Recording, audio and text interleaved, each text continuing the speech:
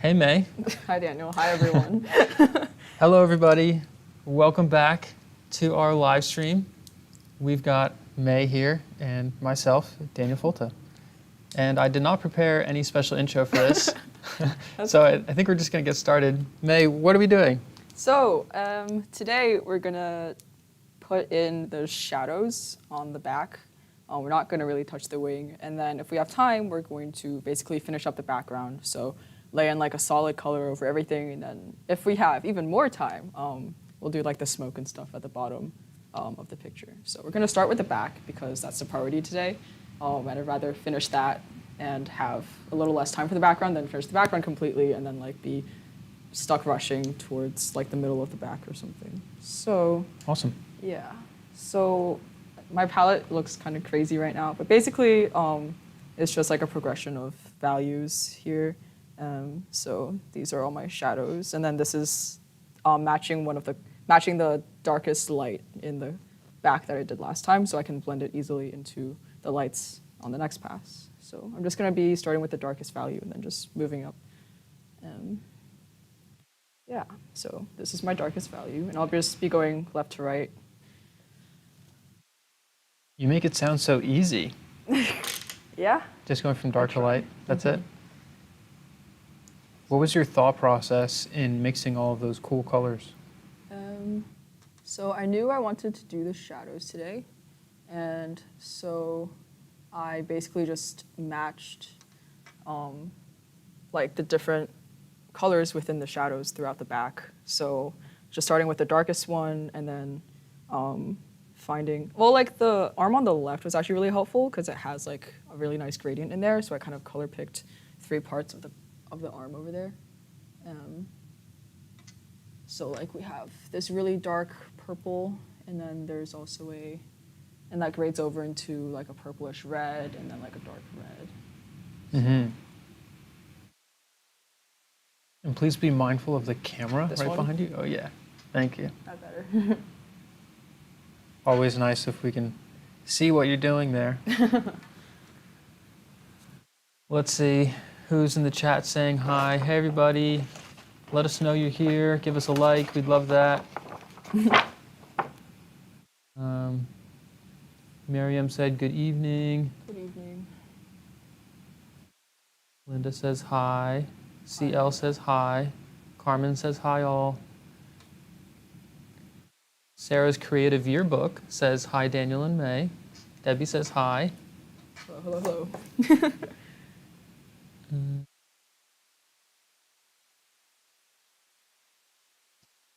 Laurel says hi all.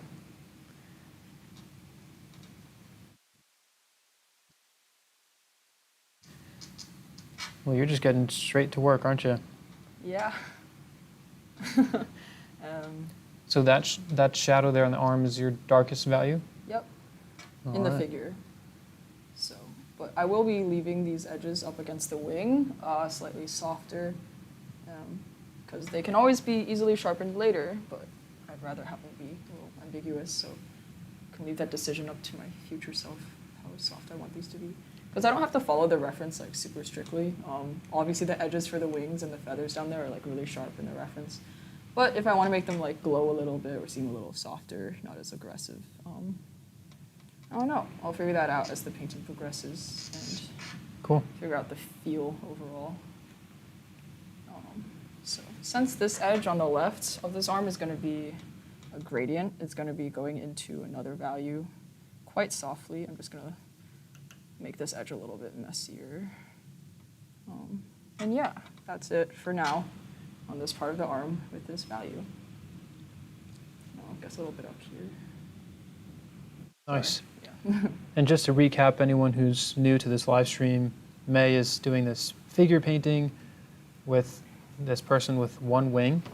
So excited to see how that wing turns out. I'm going to pull up the reference for everybody to take a look. That's what she's working with. And James Rebello says hi. James, you won last week. I don't know if you were there last week, but you won the raffle for the giveaway portrait. So I still need to send you an email, but I will send you an email. I'm going to get your shipping address, so we'll talk. I'll do that first thing tomorrow so that we can communicate. Or maybe actually I'll wait till Tuesday since it's the holidays. And Robin says hi from the UK. Hello, from the US. Eddie says hi. Some familiar names in there. What's that? Some familiar names in there. Oh, yeah. Absolutely. I asked a few questions last time. So. Yes, and speaking of questions. Here we go. Here we go. Here we go. So for everyone to know, you always can ask questions in the chat, and I'll do my best to send them on over to May to answer. But I can kick us off, and this is a question that everyone can answer along with May. Mm-hmm. And let's see. Okay, I like this one. So actually, you mentioned a moment ago that you're going to leave the wings a little bit soft, or that area around the wings a little bit soft, so that your future self can make a decision. Yeah. Going back to your younger self, though. Oh. Switch up. What advice would you give to your younger self to prepare them for the journey in art they're about to go through? So imagine before you made the commitment that you did. Last time we heard your story about how you came to Kevin asking for help, and he's helped you develop these skills. Mm-hmm. So around that time, what advice would you give to your younger self? And for everyone else, what advice would you give to your younger self to prepare you for the journey in art that you're about to go through? What would you want to say? What advice would you give? Let's hear it in the comments. All right, take it away, May. All right. I would definitely emphasize a bit more on not having an ego going in. I mean, I definitely learned that like pretty soon into the apprenticeship, but I think once I first started, I was like asking for help, and I thought he was taking me more from like where I was and kind of just like changing my thinking a little bit, kind of like tweaking a few things, just like reminding me of a few things. But really, I just had to like relearn the entire curriculum and really change my entire like mentality about creating art in terms of like having higher standards for myself, and the idea of doing less than what I could being a means of like self-sabotage, which sounds like really intense and serious because like it is, but like that definitely, thinking of it in that way, like doing myself a disservice if I didn't put in everything that I knew, everything that I understood, and also like not having pride about like asking questions for clarification in a process or something, especially since I was like first starting on being serious. Yeah, so definitely just staying very humble and like very open to just like re-education, rather than like changing something. I was just going to be relearning like an entirely new way to think and go about art and painting. So that would be a big one. I think I would also, I don't know how like valid this is, because I don't think when I was first starting the apprenticeship, I was intending on making this a career or anything. Or taking it like super seriously into the future. I was taking it seriously at the time because I really wanted to get good, but I didn't have like a tangible like destination in mind for like the actual future. I would encourage myself to like think about that instead of just having this overall like I want to get good again, or not again, but like I want to get good fast sort of mentality, and kind of like just consider like an actual career instead of just like this abstract concept of getting good. So that maybe I could have taken a few more steps in a shorter amount of time and be a little bit further along now. But overall, like, no regrets. I was 16, and you know, it's a very chaotic part of like the average person's life, so I wouldn't put too much pressure on myself to get there. But looking back, like from here, that would have been nice if I'd made that commitment, like a higher level of that kind of commitment, like a little earlier. Do you think it was hard to believe in yourself at that time, though? Like, now that you have the skills, it's easy to think about your career and everything, Right. but maybe before it wasn't really, or was it? Was it part of the thought process?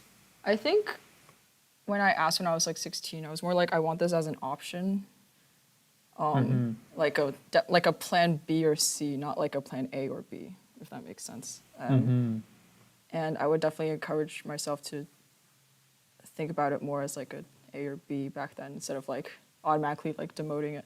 The question was like, if I should believe in myself more, right, when I was younger, or was it hard to? Yeah. I guess I'm trying to locate maybe why you feel that way now versus what you could have been feeling back then. Yeah. I guess back then I was still like very distracted with like a lot of other things in my life, like, you know, school and friends and stuff. So like art wasn't like the big overarching picture that like underneath everything.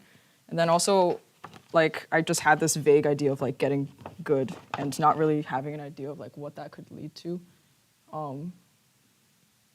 Yeah. So it's kind of committed more to like an idea than a reality, if that makes sense. So it was a little bit. Cool. Thank you for sharing. Yeah. Sorry. It's like, Sorry for what? No. It's just I'm like realizing how hard it is to like paint more specific shapes rather than just like flat areas while like talking. So sorry if I like just kind of ramble as I try to clarify as I speak. No, it's fine. Yeah. I think I speak on behalf of everyone that you have full permission to be in the middle of a sentence and then just stop what you're saying just to get that one stroke perfectly right. I feel like I start sentences and then I like finish an idea, but it's like the sentence isn't grammatically over yet, and I'm like, wait, hold up. But I will remind you, though, that yeah, when you turn to address me, actually, you could address the camera to your right true. as well. Sorry, everyone. I will do that from now on. We like your face. We want to see your face. Awesome. Okay, we've got some answers here from other people. So, okay, Laurel said, stick with your conviction and don't let the naysayers distract you from your goal. Yeah. Yeah, absolutely. Eddie said, start as soon as you can. The longer you wait, the harder it will be to motivate yourself. Time will be lost that you could have put to use being the artist that you were born to be. Yeah, totally. That kind of reminds me of like an investment mentality, right? Like if you invest your dollars at a younger age, then it accrues in value over time. And it's the same thing with education. Yeah, for sure. And with developing skills. Sarah's creative yearbook, I'm just going to call her Sarah from now on, said, advice for younger self, discover, evolve artists sooner? Question mark? That's always ideal. That's awesome. Oh yeah, another thing I would add, I should have been like a lot more appreciative of the opportunity when I was younger, I think. Because I was just like, okay, Kevin's like the teacher who is local, who I have a good relationship with. And I don't think I fully appreciated like the amount of time commitment and energy commitment that he like took out of the rest of his very busy and stressful life to like just completely re-educate me and like keep motivating me even when I was like kind of lost or confused, and just like the amount of like patience and energy and like commitment that he made just like throughout this entire apprenticeship and process, especially at the beginning. I don't think I really understood the full scope of that, so definitely just appreciating it more. Yeah. That's nice. Yeah. I'm sure Kevin will appreciate that. That's not just like lip service, I mean it. Yeah, I mean like, I was like 16, you know, like my life was just like school, painting, friends, like extracurriculars. It was very simple, but like, you know, as you're an adult, and especially because he has like lots of responsibilities, just like more than the average adult, I would say, like with family and business and everything. Yeah, I don't think I fully understood or therefore and fully didn't appreciate like what he was putting in. So thank you, Kevin. Looked at the camera this time.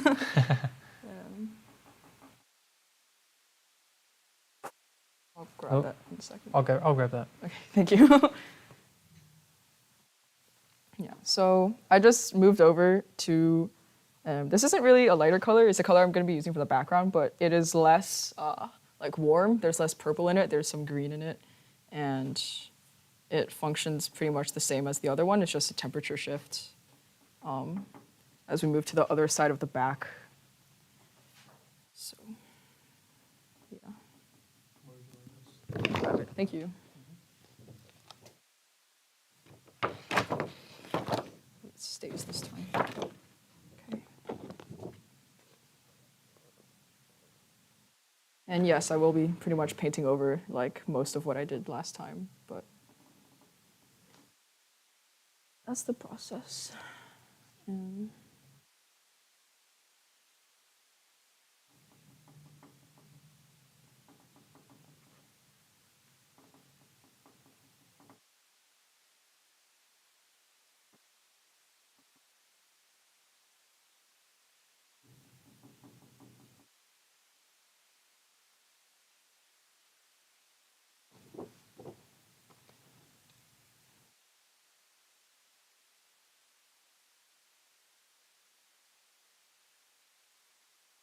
Okay, some comments about the wing. Everyone's crazy about that one. Huh? Well, yeah, we want to know what it's about. Why is it there? Okay. Yeah. Let's see. Okay, so I'm kind of scrolling back here to catch up on some of the chats about it. Mm-hmm. So Robin said, I was thinking about this image the other day. Whoa. I thought it might be a good idea. So this is an idea here. So you're welcome to shoot it down, of course, May, because this is your painting. It might be a good idea to show a scar where the second wing would be. It could add a deep narrative to the piece, sort of a fallen angel. What do you think about that? Well, without the scar, it's like you're becoming an angel, right? And then with the scar, it's like you were one and then you like lost it. So I think both are like equally interesting. If I have time, I could add in a scar. I'll figure that out. But sure, I'm all for like scars and like angst and like violent, mysterious imagery. So I support that. If you told me to like add butterflies or like, I don't know, like glowing flowers or something, I would not appreciate it. But scars, yes. Full support if I have time. But yeah, thanks for, that's kind of cool that you were like thinking about this the other day. Yeah. I'm glad you're enjoying this enough to have it make an impact on your life outside of when you're just watching. So, thanks.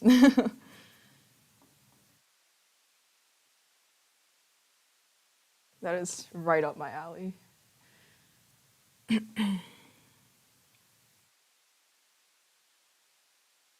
So, up there,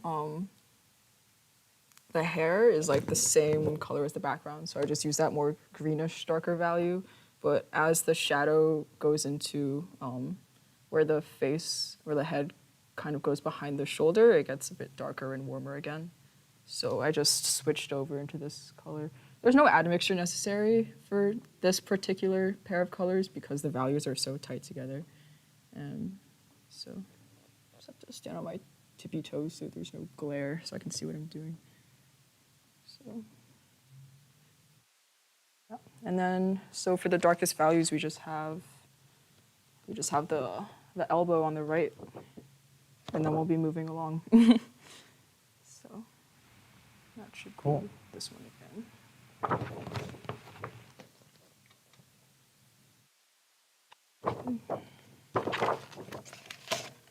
Lots of paper noises today. Eddie said, I saw a photo of a painting of a fallen angel in a back issue of Heavy Metal magazine. It was a nude, winged, blonde woman sitting in a bar, drinking Jack Daniels and smoking cigarettes. Society. That's a fun image. I like juxtaposing like imagery like that, you know. You have something very classical and like regal and divine, very like pure, and then you have like Jack Daniels in a bar. Sounds like we have similar taste, Eddie. I don't know if that's concerning or no, I'm kidding. But yeah, that's cool. A question from Robert. Yes. Are you copying the tones and colors exactly from the reference photo, or are you changing them? As exactly as I can, yeah. I think I might change some things for the. I think like as a starting point, I'll be following the reference pretty closely.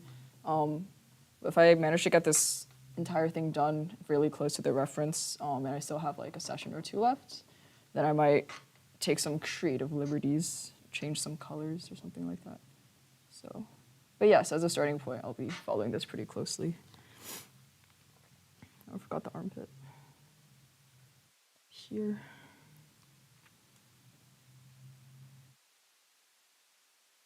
Alex says, hi, May. Hi, Alex.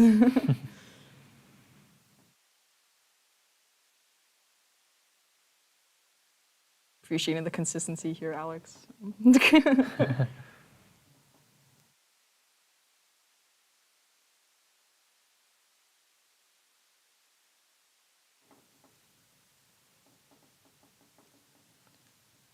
Just kind of going over these areas again, just making sure everything is covered and the paint is even. So it's a nice base for everything around it.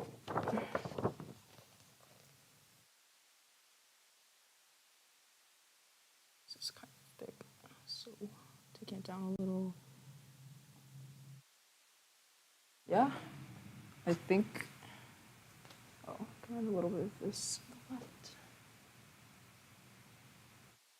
Here's a comment from Merid.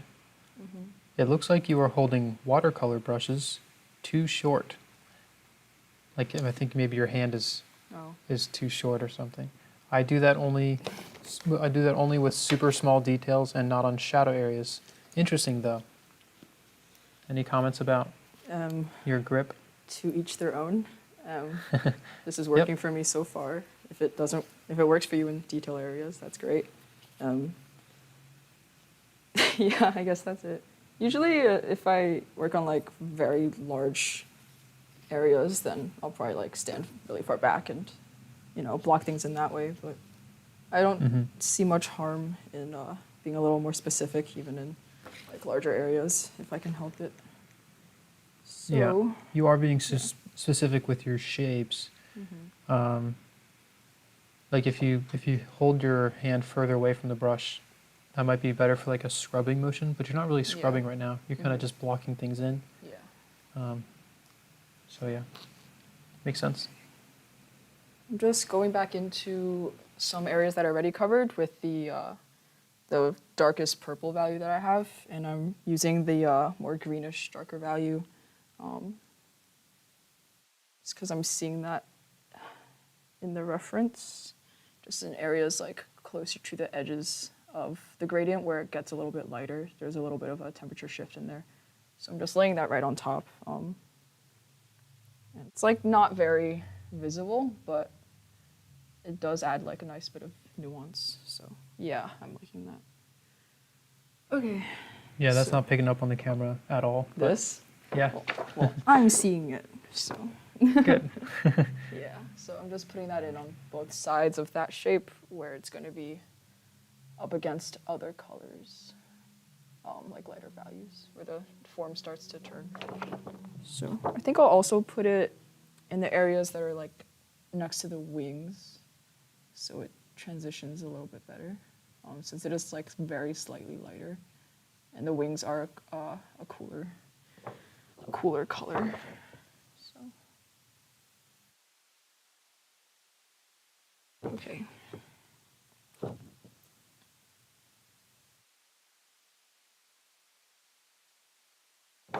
Okay.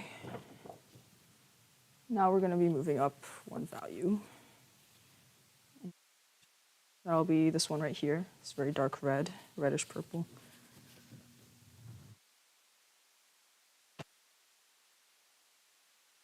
And so just going value by value or color by color instead of like direct painting entire areas helps to keep the entire painting a bit cleaner, since your brush isn't like being half clean between like a bunch of different colors at a time.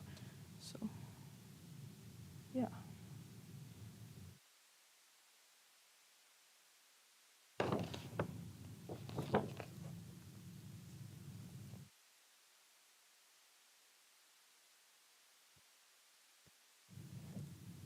Just going left to right again. And I like to start applying paint on the opposite side of a shape from where it goes up against like the other color, because sometimes I'll have a little bit too much paint on my brush, and if I just put a blob of it onto another color, then it gets kind of messy to manage. So if I have too much on the other end, then I can just like pull it back and kind of spread it out before it has to touch the other colors, so it stays a bit neater that way. Mm-hmm. So I asked everyone if they have any questions for you, and I've gotten a bunch. Oh boy. Are you ready? Send them all. All at once? Full send. Yeah. Okay, so some questions about the shadow that you're doing right now. Yes. Meredith is saying, I can't see the dark shadow area. Is it cool or warm? It is mostly warm. Some parts of it are a little bit cooler. Well, I think the question to me that comes to mind, or the answer that comes to mind is another question, which would be cool or warm relative to what, right? Yeah, I guess. So it's in the purple area, and it looks like based on your palette that it's running on the cooler side, and then you're going to transition into more warm colors, moving into the lights. Is that correct? Yeah. So the lights used in the shoot were definitely relatively warm, so the shadows should be relatively cool. Yeah. Yeah. It's all relative. Yes. Very big lesson. Okay, question from Robert. Was the underpainting done with burnt umber? I don't think so. Maybe a little bit. It might have been in some of the mixtures, but the overall painting is rather warm to me. There's more purples and reds than there are like blues and greens. And burnt umber adds a bit of, at least to my eyes, it adds like this greenish tone to things when it's mixed in. And like usually it's identified as like it's a warming but also like desaturating agent for when you're mixing paint, when you're mixing colors. But for me, it runs green rather than like red. So for this painting, it wasn't really used. Yeah, except as like if I added too much red when I was mixing, then I would use it to kind of like counterbalance that. But it's not like a dominant color yet. I don't know how it's gonna play out in future passes. Maybe I'll need more of that green. So. Question from Alex. Yes. Is the wing transparent? It is partially transparent. You can see like the shoulder a little bit behind the wing, and so when I was making this mock-up in Photoshop, like for the reference, I was playing around with blending modes, and so those just affect the opacity and like contrast and saturation of what the wing looks like based on like what's underneath it. It's really hard to explain with words, so you kind of have to just mess around with it to kind of like be able to understand what I'm saying exactly. But point is, they're very dependent on what's underneath it. So the figure was underneath it, and so the figure is overall like a bit warm up there, and so I used a few blending modes on the wing to make it like play with those warmer tones in a bit of an exaggerated way, and yeah. So it is partially transparent because blending modes aren't at like full opacity. I don't know how to explain it. I'm actually unfamiliar with blending modes in Photoshop, so I cannot help you. Okay. Basically, yes, it is partially transparent, and the way it looks on the reference it doesn't look solid and it doesn't look like super realistic because it has been like severely digitally edited to interact with the layer underneath, being the figure, to affect its colors and values. So yeah, it's a little transparent. I thought it would make the image more interesting, so.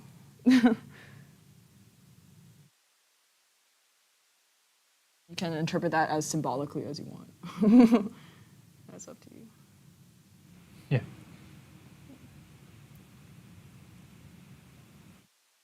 So I'm just moving out of that elbow.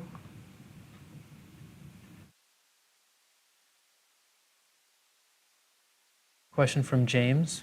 Yes. With this pass, will you be covering your transfer image? Like all your transfer lines from the drawing? Yeah, partially. Like wherever the shadows are, that's all going to be opaquely covered. So. Mm-hmm. So are you pretty much directly painting the shadows at this point? Yes. Okay. So she's employing the block 4 technique for those who are in the Evolve program. And if you don't know what the Evolve program is, check really out cool. the descriptions in the link. Wait, what'd you say? I just said it's really cool. That's all. Yeah, it is cool. I'm a fan. You would be. I'm kidding. Yeah. So direct painting, I don't know if this is like an exact Evolve terms, but you're just trying to match colors, values, and shapes in the reference as closely as possible on the first pass. So directly. Yep. Okay. Here's a good question. May. Yes. Whoa. That was personal. Okay, yeah, what's up? Okay. I feel like I have to start all the way from the beginning again. Okay. May. What do you want from me? Yeah. Sorry. No, you're good, you're good. We'll just take this one word at a time. I can feel that. All right. May. Okay, This person's so frustrated. I know. I'm sorry, Robin. All right. Have you ever spent a long time on an image only to hate it when you're done? Oil painting is such a time investment. There is always a worry that one might spend a long time creating a mess. Well, not recently. Overall, like when I start painting, usually, I mean the mock-up itself, like when I'm designing the image itself, it takes me like a really long time. And so throughout that entire process, I'm constantly asking, like, do I like the way this looks? Do I like the way this looks? And I won't start it. I won't invest any time painting it if I don't like the image to start with. But I mean the actual finished painting, I will work until I like it. And so I never really leave it as just like a failed investment.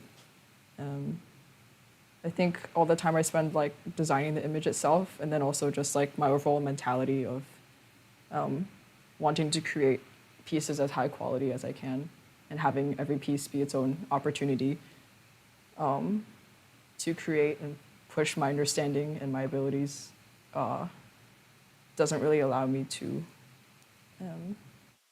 have anything left behind that I'm like super disappointed in.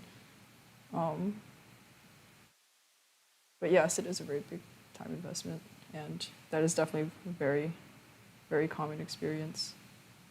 It's just that, like, the part of, I guess, journey, I wouldn't say career yet, the part of the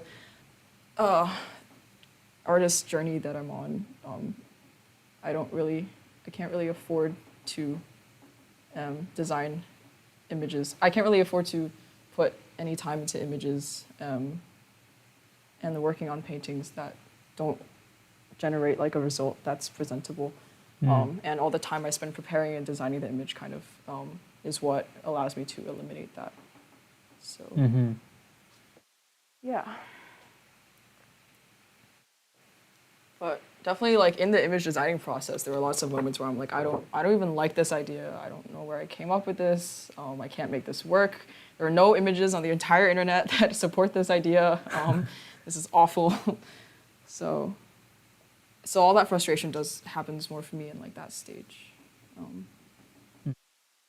You get bored of an idea or a concept halfway through a painting ever? Not yet. Not yet. Why do you say not yet?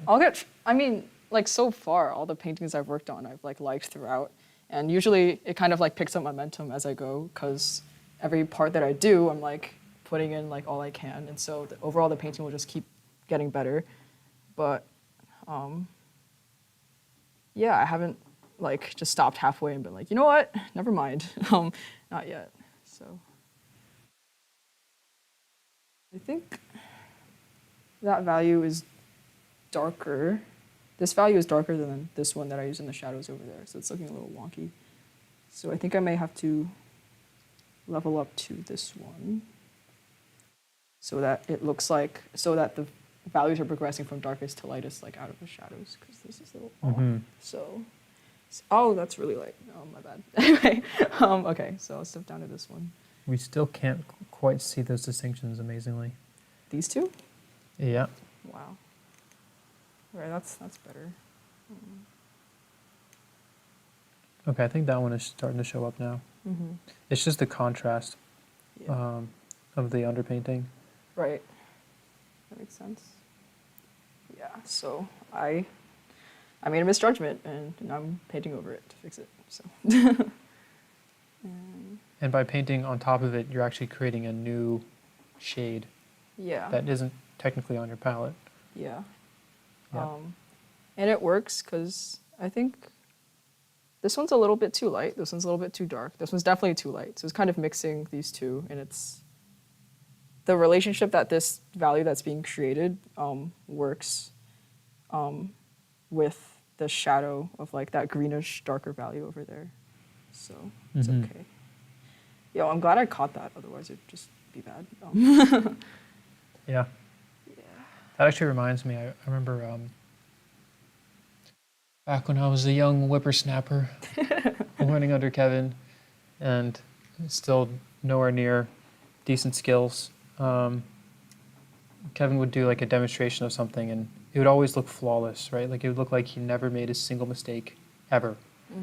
And I remember one time, I don't know if he just picked up on the fact that everyone was gawking at something he just did, but or if we actually asked him or we're joking around about it or something. Like Kevin was like, "Oh no, are you kidding? I make mistakes all the time. I make so many mistakes." And then he said, "You just don't see them because I see them before you do." So I fixed them. And then I fix them before you even realize that I made a mistake. So he just like changes course. Right. And so, I mean, I think that's a great way to describe like having really good skills because we were constantly making mistakes or misjudgments, but the faster that you can course correct from one of those, the quicker you can progress the painting forward. Right. And so yeah, good thing you caught that one early. Thanks. Whoa, you just compared me to Kevin. That's a lot of pressure. Yeah. I go back in with the ultimate darkest value over there, the purple one, and fill the shadows in on the right side with that one, so it just reads more clearly. And then I can adjust its temperatures a little bit later with glaze, because right now like values matter the most in defining the form, which is the goal with these shadows tonight. So Cool. yeah. Got more questions for you. May I ask? Whoa. Yeah, that was good. That was a good one. I don't know if that was intentional, Eddie, but that was great. May I ask, please, how May sells her artwork? Is it through a gallery, online, licensed repros, etc., reproductions? So I have like a website. It's not published yet because I'm waiting to finish one of the pieces I'm currently working on so it can be on like the front page because I really like it and I think it best exemplifies my skills. So I'm waiting to finish that before I publish the website. But on that website, there will be a page for where you can receive prints or where you can directly message or email me for commissions. I don't think I'm selling any of my current, like the originals that I have like right now. But once that website's set up, we can definitely do prints and commissions through there. So, and like, it's just like a contact me directly sort of thing, or like fill out a form for the print for like size or material or which print and that sort of thing. So yeah. Cool. I do have one published book cover, which is pretty cool. So that was done through like lots of emails as like a kind of informal commission. Well, not informal, like it was legitimate, obviously, but you know, there wasn't like a lawyer and like a super serious contract or anything. So, yeah. There usually aren't any lawyers in commission contracts, thankfully. Yeah.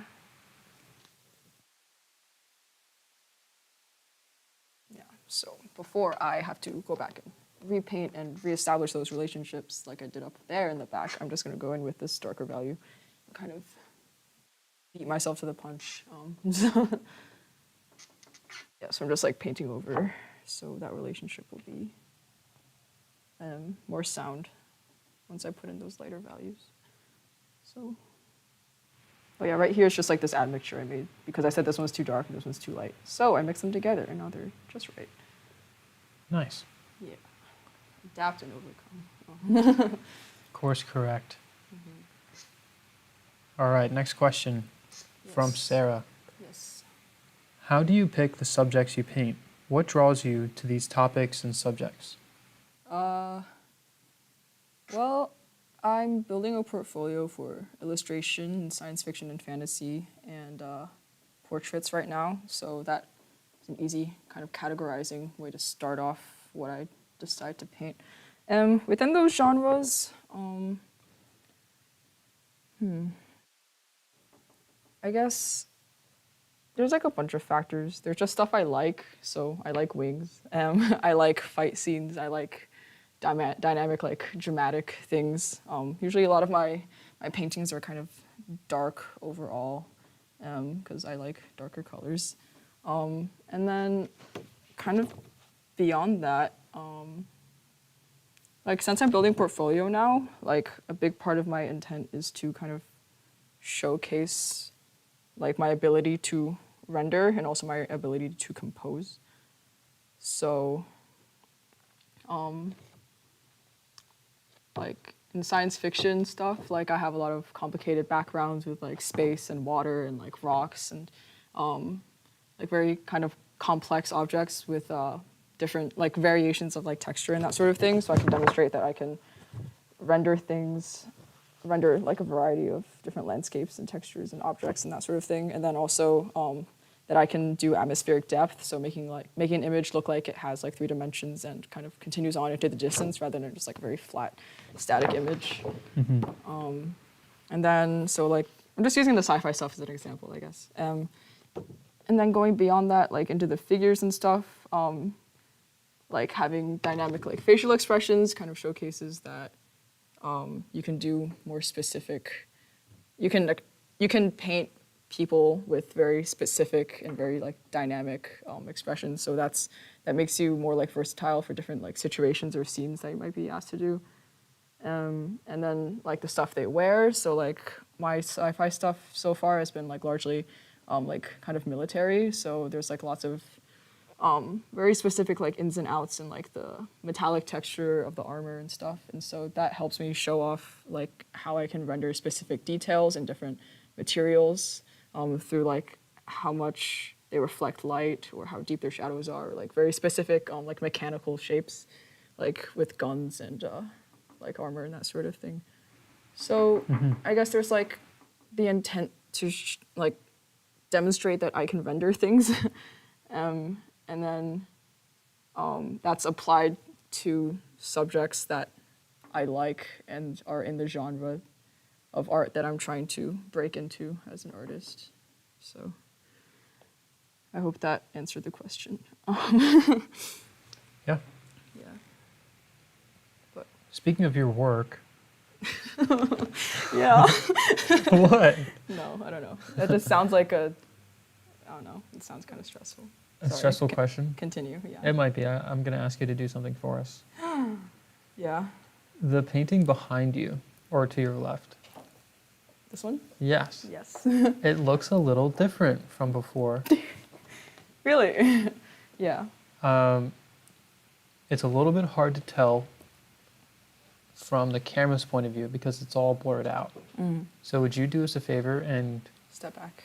actually take it, if you would grab at it and Yeah, sure. bring it up closer would be great.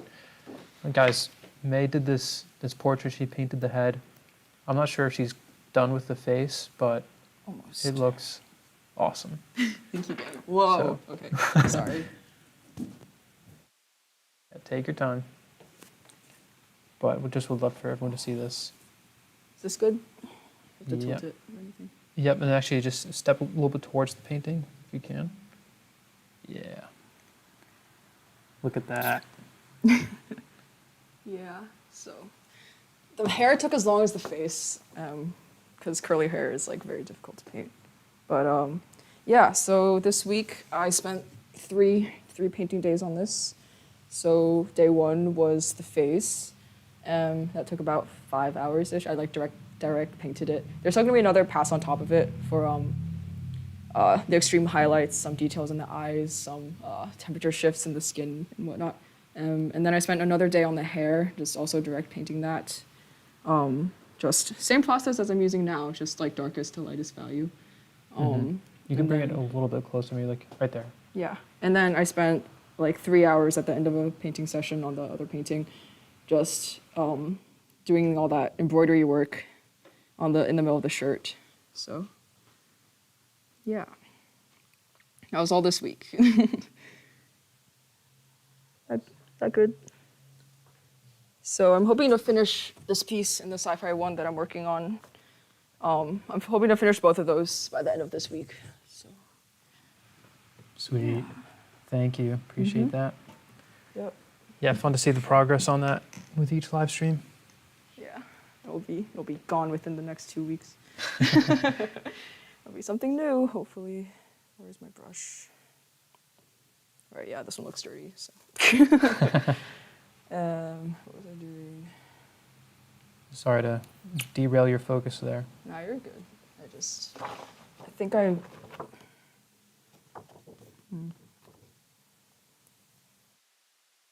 Yeah. Okay. So, I think.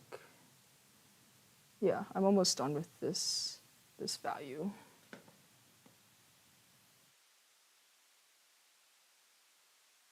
Just making sure, since all the shapes in here on this, the right side of the back is, all those shapes are very subtle because it's all like soft forms of the muscle and stuff like that. So I just want to make sure that everything is nice and soft through stacking very close values next to each other.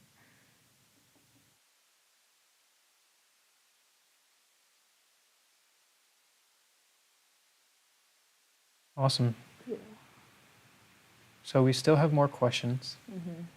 And I've got a question for you before I continue on with them. How is it now that you're, painting? Before last live stream, you're kind of just blocking in basic shapes. Now you're really thinking about your shapes as you're going, your different values. How has it been for you to answer these questions? You guys can probably tell it's a little bit more difficult. I think you're doing great. Okay, thank you. I feel like I'm pausing like a lot when I'm talking, kind of That's fine. like think about what I'm saying. But that's better than not thinking about what I'm saying, just like kind of spewing verbal pollution at you. So yeah, it's more difficult, but I'm enjoying the challenge, I think. So yeah. Yeah, I definitely would not call it verbal pollution. Thank you. Let me see.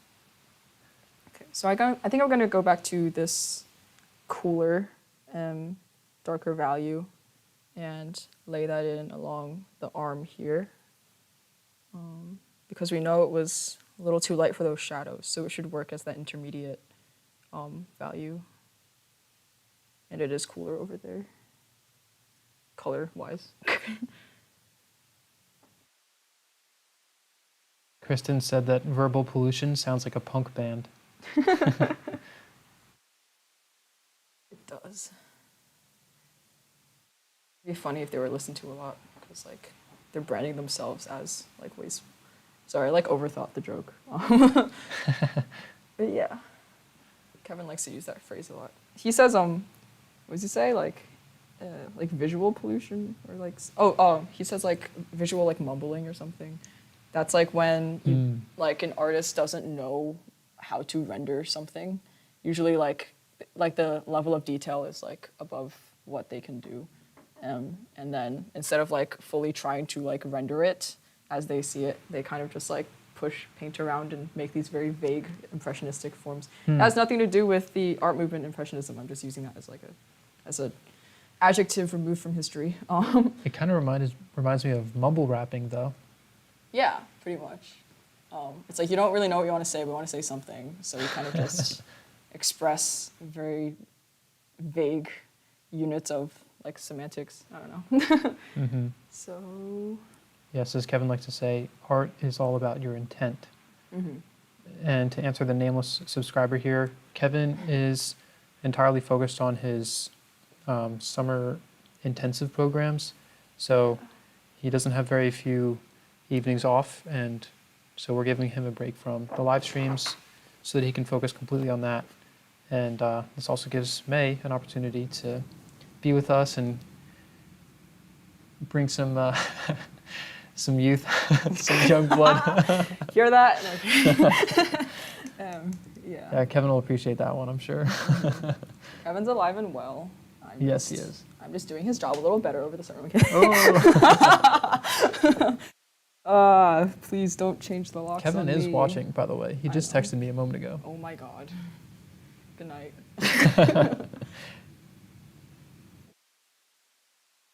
Okay, I think we're going to move up a value.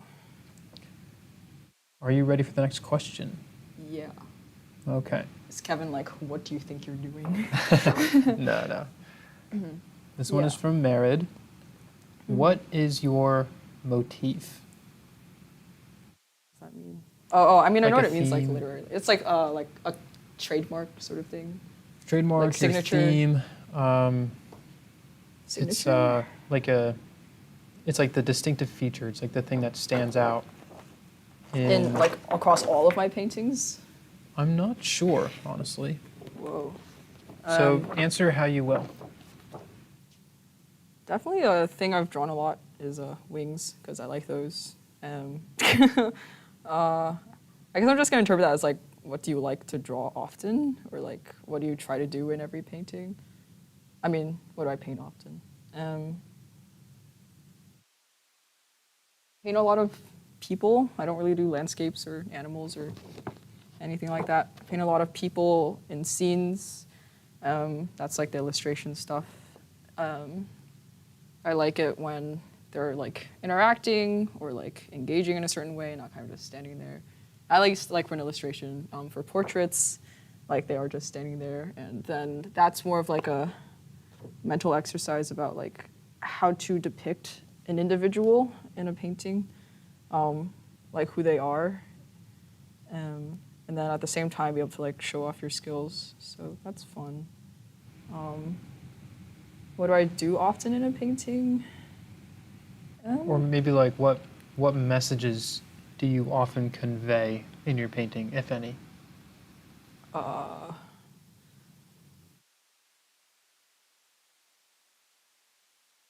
Would you say that you simply paint the things that grip you, that stand out to you, or? I think I don't really have like a profound like philosophical like goal or like message that I want to convey with my paintings. It's more like just depicting the subjects as realistically and as like engagingly as possible. For now, maybe one day I'll find a grander purpose. But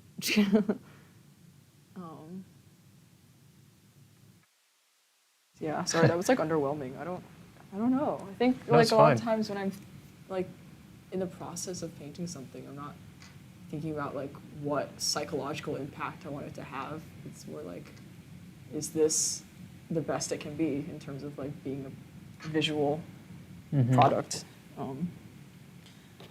Yeah. So, to be determined, I guess. Yeah. Yeah.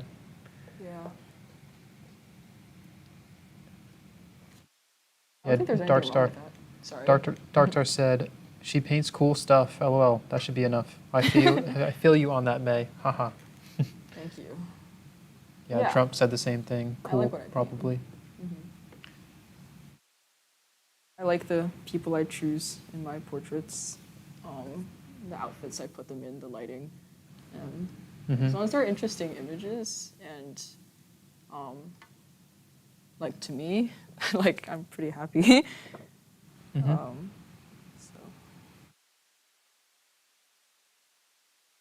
And yeah, I guess that's it. Yeah. Catching up on some of the comments here, Trina says, "I like the transparency of the wing. It adds interest." Yeah, I like it too. Thank you. Question from Robin.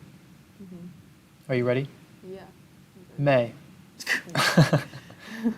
Robin. Love that. So strong. Such a strong start. May, where do you see yourself 5 years from now? Do you want to be a fine artist, or do you feel a pull towards the abstract or something else? For now, I really like the fine art stuff that I've been doing. I like the realism. I like the painting things that I like in a realistic way, in a way to, like, as a form of, like, kind of manifesting them. There's nothing wrong with the abstract. My digital style, I guess you could say, is a bit more abstract. It's a little looser. I like to play with colors and shapes and textures a lot more because it's just more flexible as like a medium. So I don't know, maybe on like a digital, in my digital work, I might explore a bit more towards the abstract. I was gonna say you should go on my website, but it's not up yet. So yes, website is coming soon. And to answer the nameless subscriber, where can you see more of her work?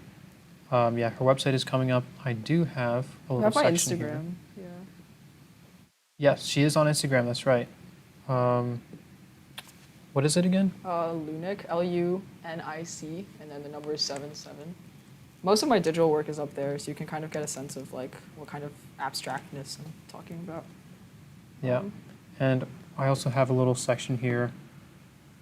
I've since moved this image around. Oops. Career-wise, like in 5 years, hopefully, full-time illustrator, full-time portrait artist. Nothing too abstract. I don't know, maybe an illustration genre, like if stuff starts moving in that direction, I might pursue abstract stuff a little more. That could be interesting. But no pull towards the abstract yet, at least in my oil paintings.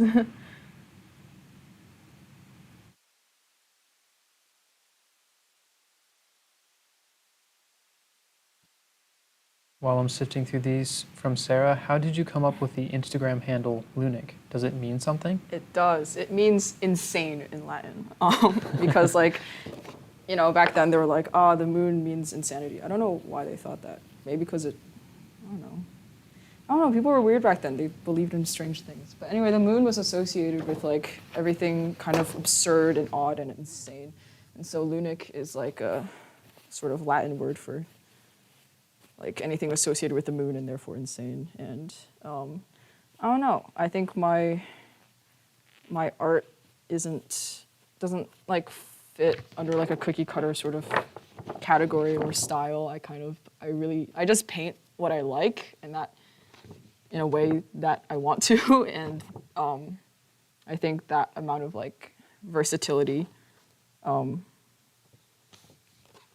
of doesn't allow me to put myself in like a brand name sort of categorical box. And also it just sounds cool, and I like the number 7, so I decided to have 2 of them and put them at the end. Yeah, so not super deep.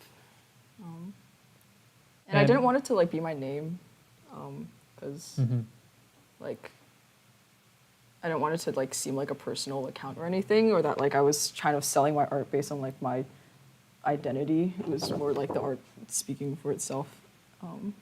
So yeah. Is that your motif, maybe? Being insane. Like I mean, like the art speaking for itself. Like maybe that would be cool. Yeah, the recurring, what is it? There's like this quote by like Heraclitus. It's like the only reality is change, where it's like basically the only thing that stays constant is that things are not constant. And so maybe I brand myself by not having a brand. That would be funny.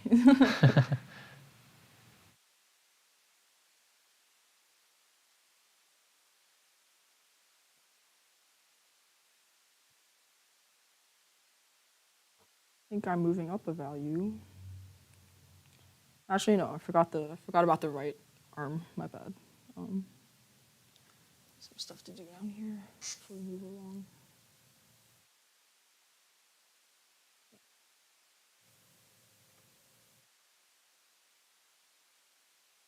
So you can see like gradients are kind of just forming themselves. Like that left arm is a great example. I didn't really blend or finesse the edges or like anything. I just put values next to each other and colors that were next to each other that were really close in value. And the gradients emerged. Like the edges are soft by themselves.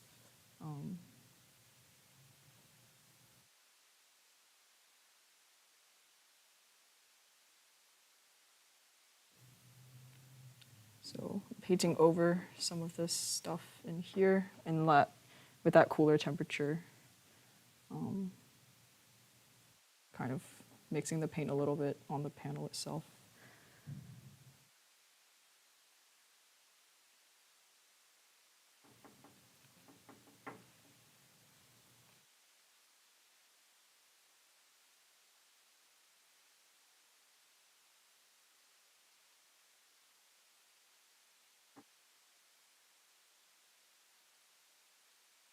Okay, next question.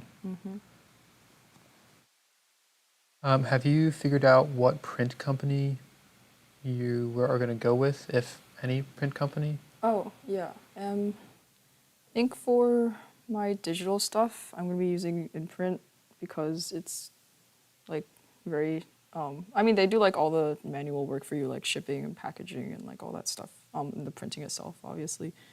What's it called? Imprint, INPRNT.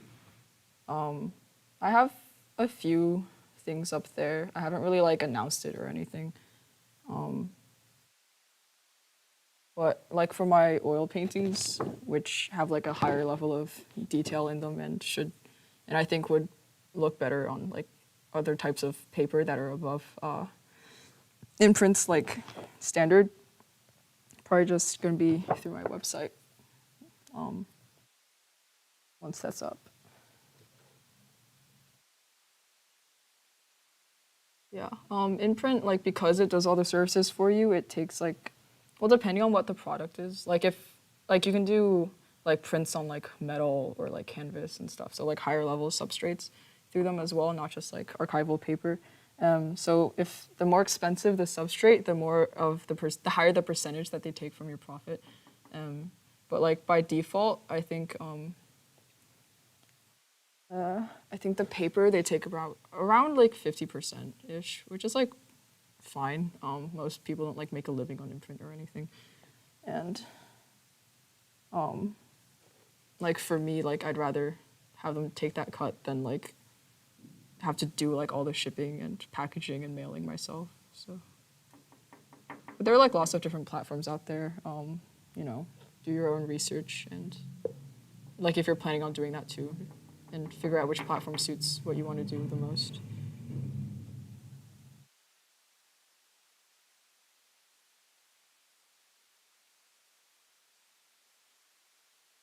Awesome. And a follow-up question on that.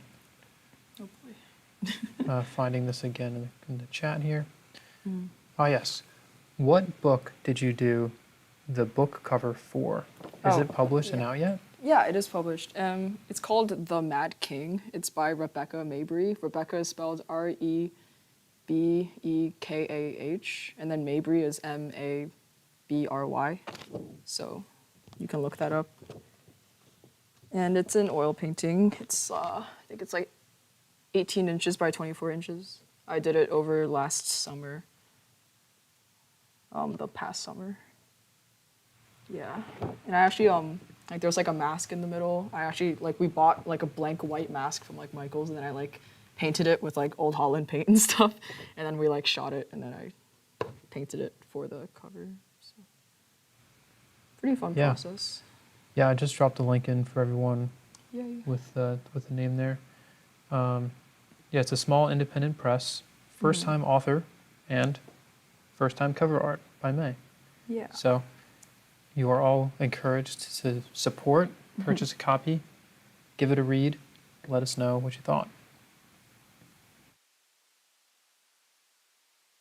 Yeah, it's pretty cool that I got to do that. I think about it sometimes. I'm like, because like sometimes like, you know, like we all get imposter syndrome and stuff. And I'm like, I'm just like painting in this vacuum and I'm not like, you know, making a living off of this yet and like yada, yada, yada. I'm like, wait, you know, like you actually got commissioned to do a published book cover. Like people wanted what you could create and sought you out for it and you delivered and it's, you know, and it's like out there. So it's pretty cool.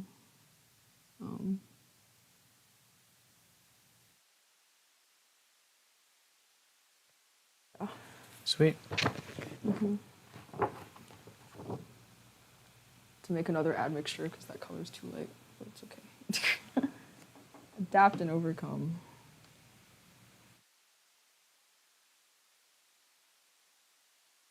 Okay, might need to cool it down a bit.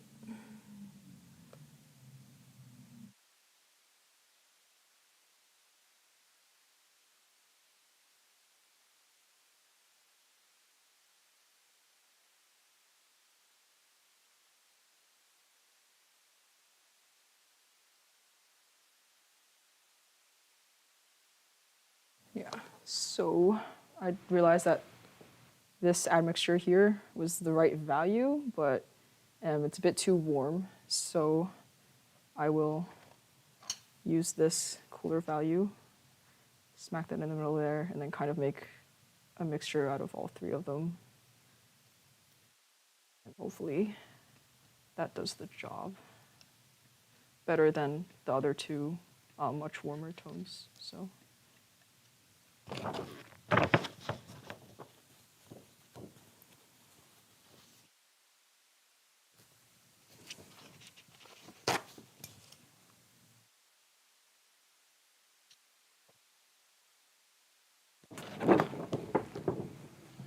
Username looking up just asked, can we tip? I believe the answer is no. Just sit back and enjoy. We don't really have an easy way of tipping here, but I appreciate the sentiment. Yeah, thank you. If you're looking to put money somewhere, you could start saving up for the Evolve program. Always recommended if you want to get these skills for yourself. And you can check out the links in the description to get a sense of what the Evolve program is like and what it does. But yeah, much appreciated. Or you could save up for buying my prints once my website comes out. That's right.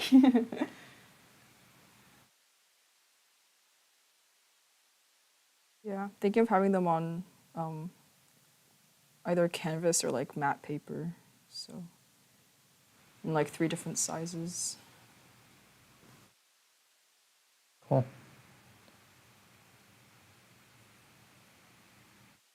Definitely not as talkative as last time, sorry. Oh, you're good. There's actually quite a few questions in here, and I'm still way behind the current timestamp. Let's see.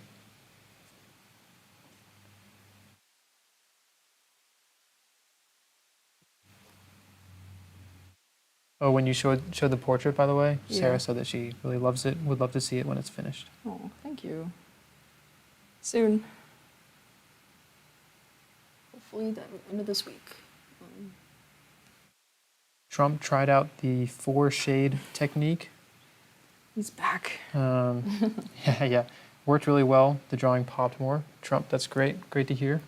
Yeah, that's how we start off teaching people how to paint. We use those 4 values. And I think you asked a question just a moment ago, is May using the 4 shades technique? And she is not. You can see there's quite a few shades on the palette right now, all different kinds of values. We use the 4 shades to really train our students how to simplify what they're seeing. And at a certain point, you can kind of retain that ability to simplify things while also working with a larger range of values. And so May is kind of beyond that point, and she's just painting freely at will. You can think of those training wheels as training wheels. Those 4 values as training wheels, and they get you a result while also starting to train you to see things, understand them, understand how they work, to then recreate things. But those 4 values can really only do so much. And so at a certain point, it becomes much more efficient to be able to break things down. Like even right now, May has still mentally broken down this entire painting into just lights and shadows, right? She's only painting in her shadows right now. So she's already split the painting in half mentally. And now she's just only painting in those shadows, and she has a specific range of values that she's stopping at. Like if you notice the lightest value in her mixture right now is still pretty dark, so she's staying within a range. So yeah, create art without limitations. That's the goal. That's what we're aiming for when we train our students, so that they're not really hindered or limited by anything getting in their way as they're creating. But while you're learning, those rules, those guidelines are incredibly important and very effective for efficient learning. Yeah, I'm just using the as many values as it takes method. As a what? As many values as it takes. Oh, yeah. But since I'm only doing the shadows today, I'm making sure that obviously everything is darker in value than the darkest light, which is like around here, which I established in the previous past during the previous live stream. So. Cool. Yeah.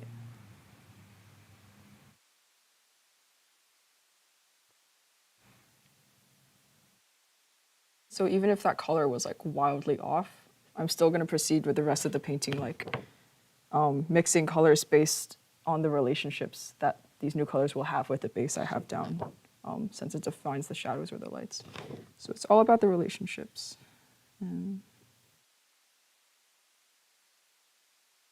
Yeah. The nameless subscriber said that you have a fun personality. Aw, Glad to have you. Thank you. That's sweet.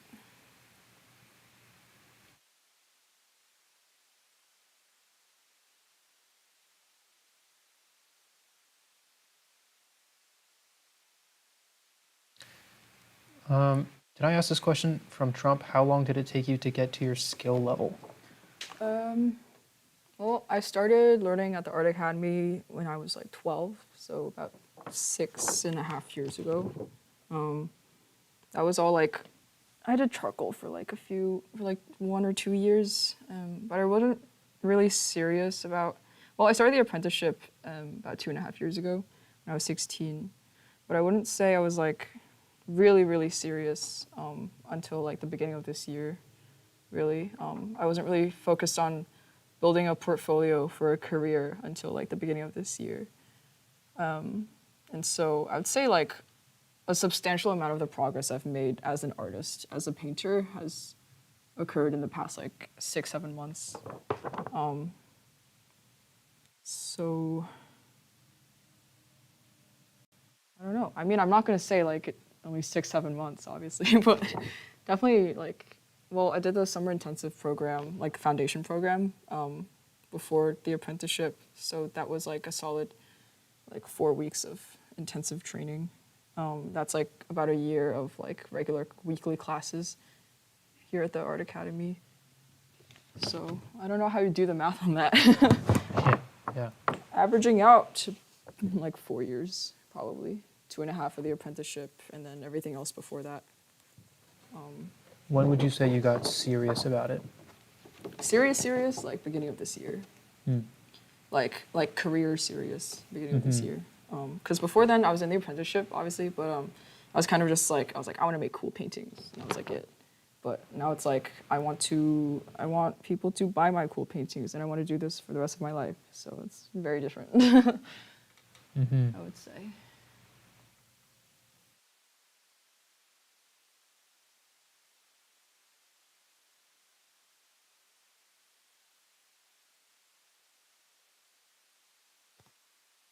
Yeah, I didn't like plan out paintings. I didn't have a cue. I didn't like have a genre that I like really liked or wanted to work in. It was just like, oh, I have this idea, like right now, and I want to paint it. And it was kind of just like, kind of just hopping like stone to stone, like wherever I wanted to, for the first like 2 years of the apprenticeship.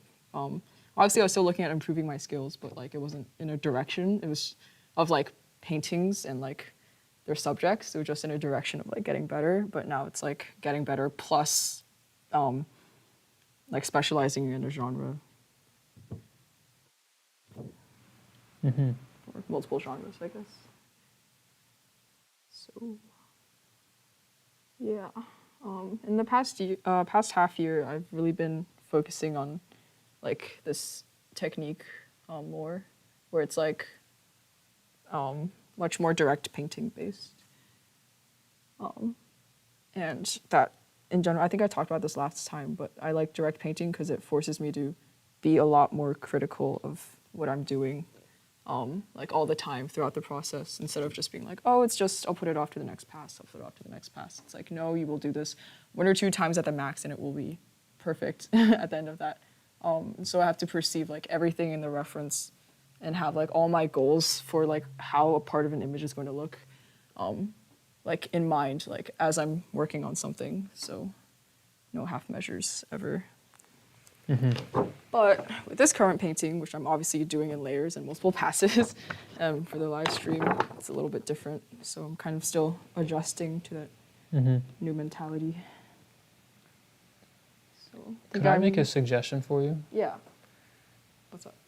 Would you mind putting the reference image you're holding in your hand and taping it onto like the wing area of the painting? Yeah, sure. I like blocking stuff a lot. A little bit, Okay. yeah.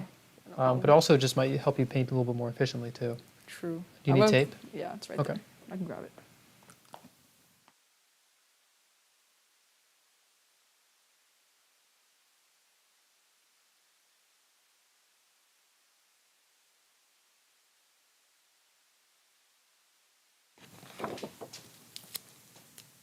Okay.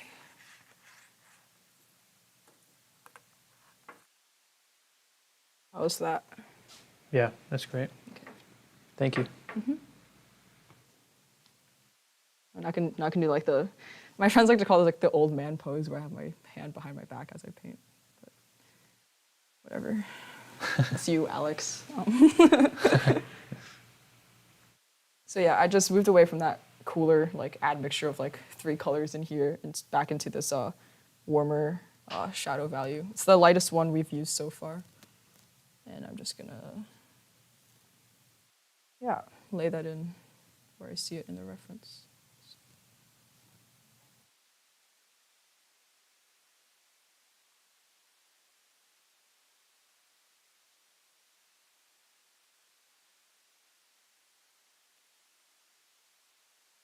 You getting any glare on that reference image? It's fine, yeah. Okay. Thanks for asking.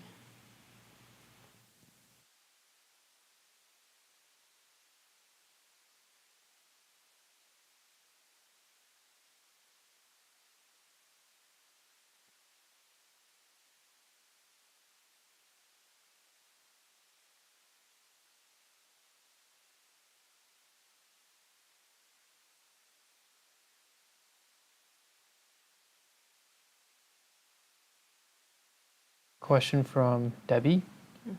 Are you live streaming as a part of your apprenticeship with the intention to do it as part of your career? Are you interested in teaching art? Yeah, it'd be cool after this live stream if like I'd be able to do this on my own instead of like depending on and dragging Daniel around every weekend. But yeah, this is new experience for me, but I'd say overall I'm definitely enjoying it a lot, and I think it's a cool way of both. It's like I can paint and be productive, and I can like teach a little bit, I guess, and I can also just like form a more human relationship with people who happen to be watching. So yeah, it definitely would be cool to integrate as part of my career. Another question from the nameless subscriber. Yes. Just started following your Instagram. Is Thank you. all of your art oil or acrylic? Because some of it almost looks digital. A lot of it's digital. Oh, that's really light, my bad. Yeah, a lot of it's digital.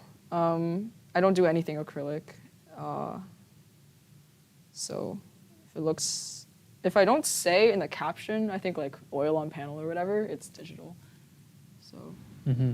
yeah, that's better. So what I just did, I thought that this would be okay as like the next jump up in value from this one, because these looked really red to me and they didn't seem appropriate for this area. This one's like a bit more cooler. It's not like super warm. So I went straight in with this one. It was way too light. So I just made an admixture with my brush between these two. And so now it's like it's a more friendly value. Yeah. That's better. Nice. Robin is asking me, Daniel, any updates on what you are working on? Not really. I'm still working away at the painting of Jesus sleeping in the storm, which I am probably going to call Mark IV, since it's a lot easier to say and references the chapter it came from. But yes, the goal is to start the actual painting, either tomorrow or the day after. I am completely done with all my photo shoots of the many, many figures in this painting, and we'll be getting started very soon on the initial sketch, and then the first pass will be very similar to what May did here. But I'm not going to be posting really about the progress of the painting itself, because this painting, even the composition, the original composition as like a thumbnail sketch has been seen by my client, but she hasn't seen the reference image, and I'm going to make sure that it's a very nice unveiling and surprise for my client. So I will not be posting that much about the painting. If I am, it will only be little teaser information. That's fun. 8 figures. I'm excited for you. Yeah. If anyone was watching the palette part, you just saw me mix in some blue into that admixture. That's because I looked at the reference and I decided that this is still too warm and I wanted to cool it down. So, yeah. Yeah, that feels better to me.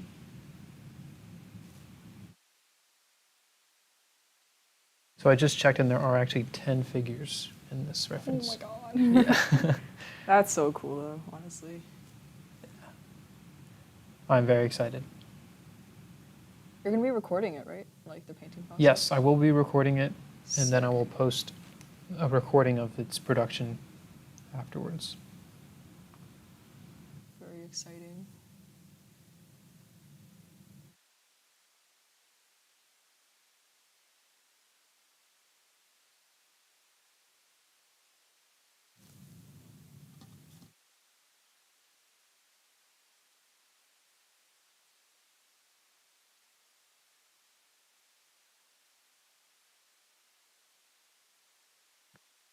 I have to say, man, I'm very excited for when you fan brush this painting, because right Yeah. now it's catching so much glare from Yeah, there's a lot of paint. the light above.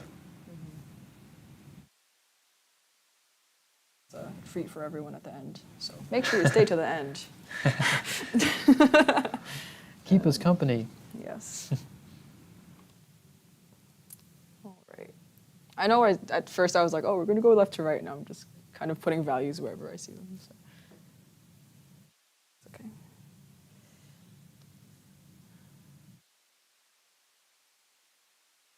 Yeah, well, that arm on the left is like done anyway, so.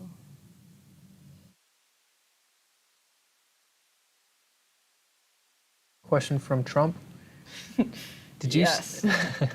Did you study the inside anatomy, like the anatomy of the inside of the body, or did you just pick up the details on the surface? Just the details on the surface. Like over quarantine, I was very bored, and so I watched a bunch of like videos, like on YouTube, like for free, just about like very basic anatomy. Nothing too complex, just like very like basic like skeletal structures and that sort of thing, and just how to like break down like anatomical parts into more simple geometric shapes. Like it was a series by Proko, Proko. It was just called like Anatomy for Artists. I watched like half of it. So I have like this kind of like rough understanding of how to like go about like perceiving and like understanding like a human figure, like how to break shapes down and stuff, and like what shapes to kind of like look for if I'm like really really lost. But for this painting, no, I didn't like study beforehand or like look up muscles or anything in the back. I'm kind of just looking at the very superficial aspects of the image, of just like how the skin is reflecting light, which translates into the colors that we see. So. Mm-hmm. I mean, an understanding of anatomy is definitely like, you know, it's helpful, but it's not like necessary to get a PhD in it or anything to paint it well, I think. Yep.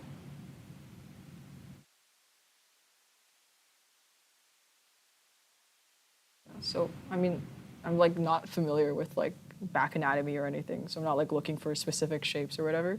And I mean, I think that helps me in this process because I'm really just painting like what I see as accurately as I can. So I'm painting like the authentic actual shapes rather than like ones that I'm expecting and kind of and just like injecting into the image and what I see. Just changing the shape of this shadow a little bit. Mm-hmm. And how are we on time? So right now it is 8:30, May. Okay. How long, Robin here is asking, how long do you think you have to go? Like tonight? Yeah. I mean, we have 3 hours, so I'm probably going to use all of it. Okay. So until like 10. Cool. Yeah. 10 Yeah, and PM this will be EST. recorded for everyone.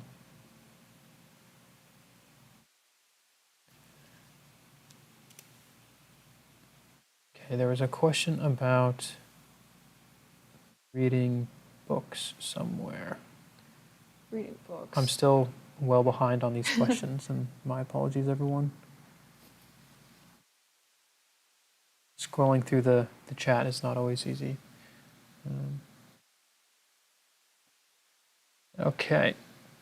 Do you read the books you paint for, or read in that genre? How did they find you to do the artwork for them, for this book cover by Rebecca Mabry? They were supposed to send me a copy of it after it got published. I still haven't gotten it, but it's like this science fiction, and it's like YA. It's like YA fantasy, I think. Yeah. Yeah, I do love science fiction fantasy. Always have when I was growing up. You know, I was very very much a Percy Jackson, Harry Potter, like that type of. Even like Legend by Mary Lou, like that whole trilogy, The Hunger Games, all that. Very into that. And they found me because I think originally they wanted Kevin to do it, and then Kevin was like, "No, I have a student who will do it for you at a lower price and with on par quality or sufficient quality." And so, yeah, I think the publisher was one of Kevin's like business acquaintances back when he was like in publishing science fiction and fantasy books for like kind of smaller authors. So, right place, right time, I guess. Mm-hmm. So that was a year ago, before I got like super, super serious. But at the time, I was like, the subject matter they wanted wasn't like super complex. So I was able to deliver. So that's good. Yeah, I put like a lot of paint down in this area, so I have to kind of reestablish a lot of the shapes of the of the darkest values. So that's what I'm doing right now. Make sure I don't unintentionally change the way the structure looks in this area. Hmm.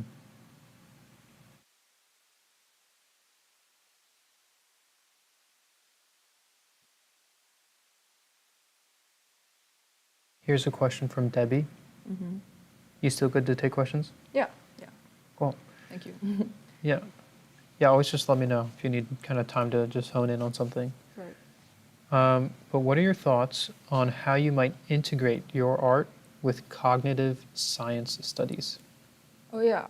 So at Rutgers, the university I attend, in cognitive science, if you major in it, you have to choose a concentration within it, and so they have different ones. They have like 6 different ones, and the one I chose is it's a visual perception, and so that ties pretty, and so that's just basically like the scientific fundamentals of like how you perceive light reflecting off of objects and how things like distance is perceived, different textures, different light sources, temperatures, yeah, so all that sort of like technical aspect of how you see. And so since I will be working in realism for quite a while and creating images that are as realistic and convincing as possible, I think cognitive science works, and that concentration works pretty well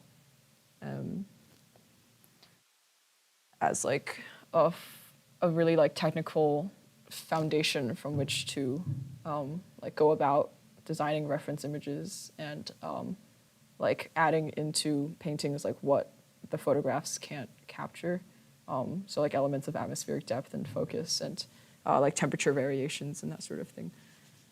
So yeah, I'm not gonna be like writing papers or anything, but just having extra knowledge from a different perspective about how we see, and then using the painting part to render how we see in a more accurate way, hopefully. That makes sense. Hopefully Cool. It does. Yeah.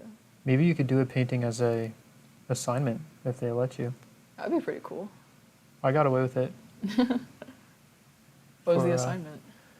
Well, it was it was like in the, I took like the honors program for history and literature and everything. Mm-hmm. And so I had received a commission of King David from the Bible, the Old Testament. Oh, sick.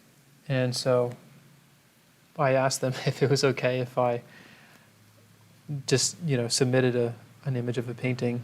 And I, gave them the full story that had to, do a deep dive into the Bible about everything and study the culture of that time. And, Mm-hmm. there's a whole bunch of work in it, but it was a very, Yeah. kind of like as a immersive project. And Right. yeah, they were all about it. That's so cool. But yeah, it was a fun joke, to be able to, all my friends are struggling writing this long 40-page paper and I'm being paid to to submit my honors assignment. It was pretty nice. That's so good. Yeah, that would be cool if I had that opportunity. So far, my classes have all been like very lecture based, so no like projects or anything. It's kind of just like retain the information and prove it on a Scantron. So definitely would rather paint than prove things on a Scantron.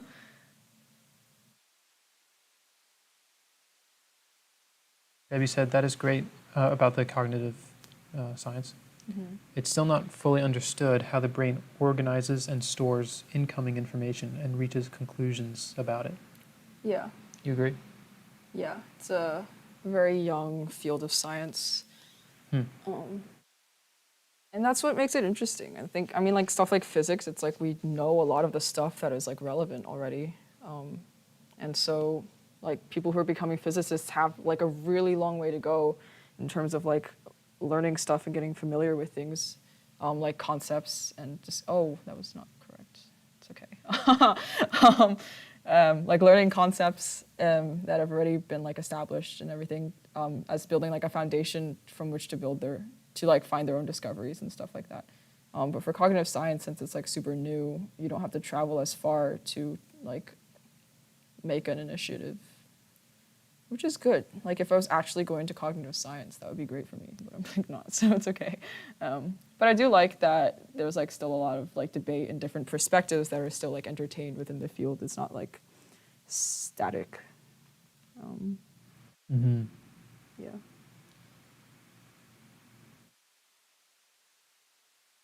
Yeah, so you guys just saw me make a pretty substantial mistake, but it's okay because it's oil paint. I can just paint over it, and the medium won't punish me. So.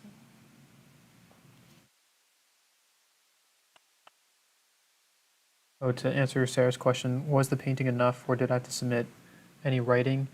I didn't have to submit any writing, but they did ask me to talk about the painting, so I gave a little lecture at the university about it, and kind of did like a exercise with people and answered questions and things like that. Told the story behind the painting. Very cool.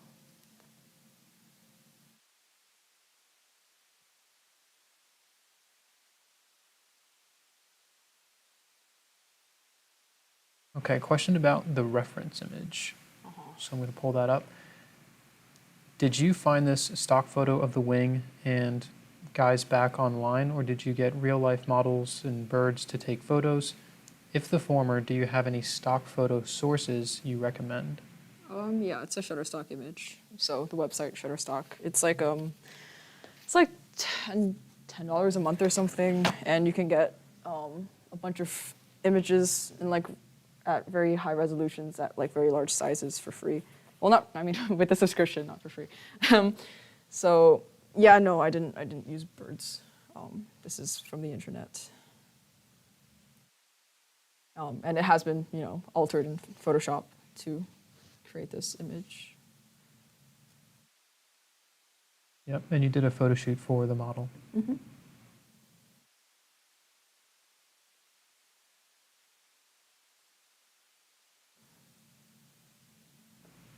Trump said, I got ideas in my head that I want to see but can't create. So that's what got my interest in this channel.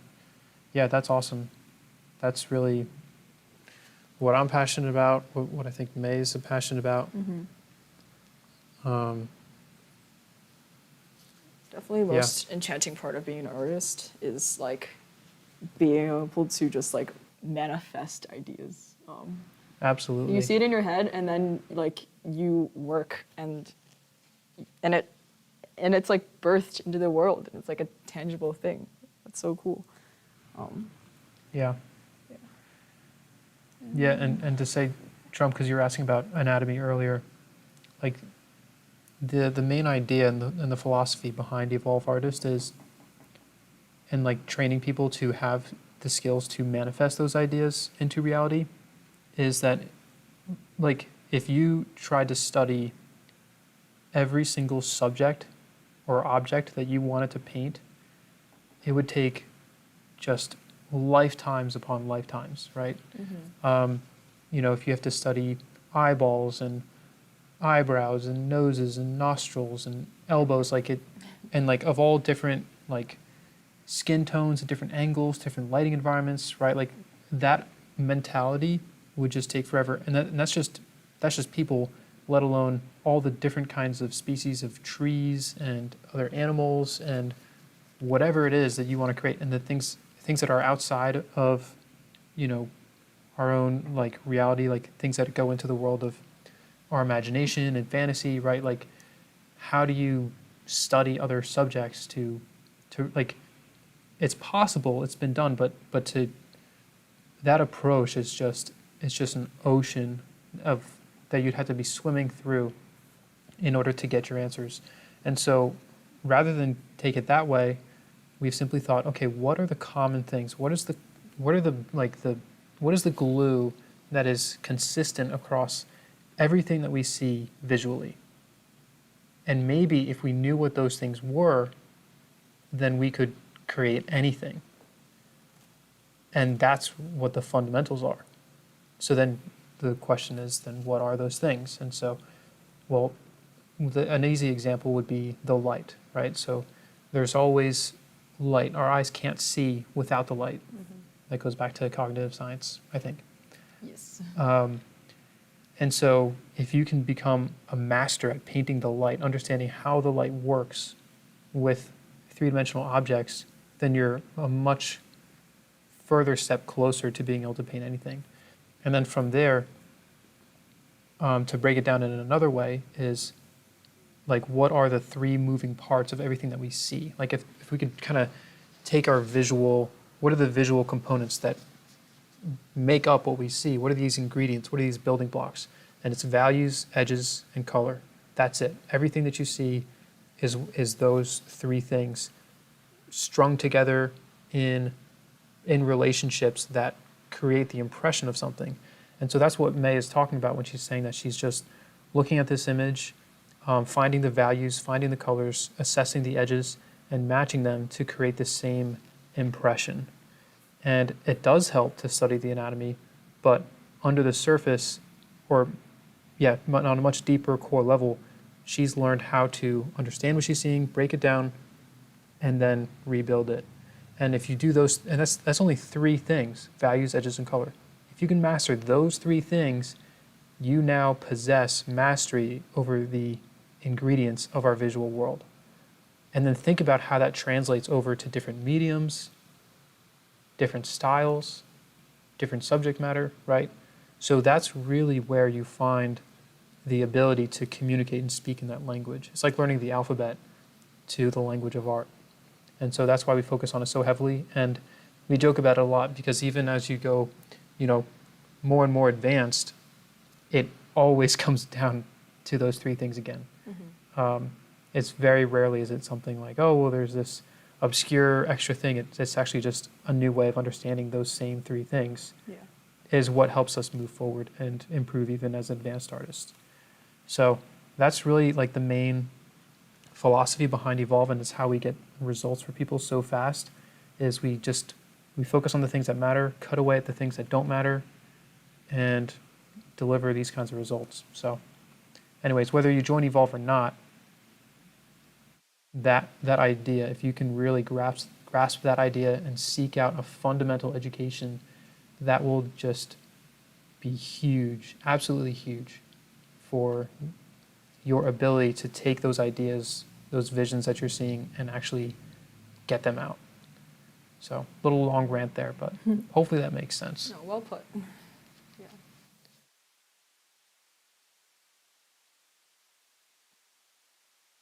Like, I'm not thinking about what muscle is what or anything. I'm like, is this the right value next to the right value? It's all very dependent on the fundamentals.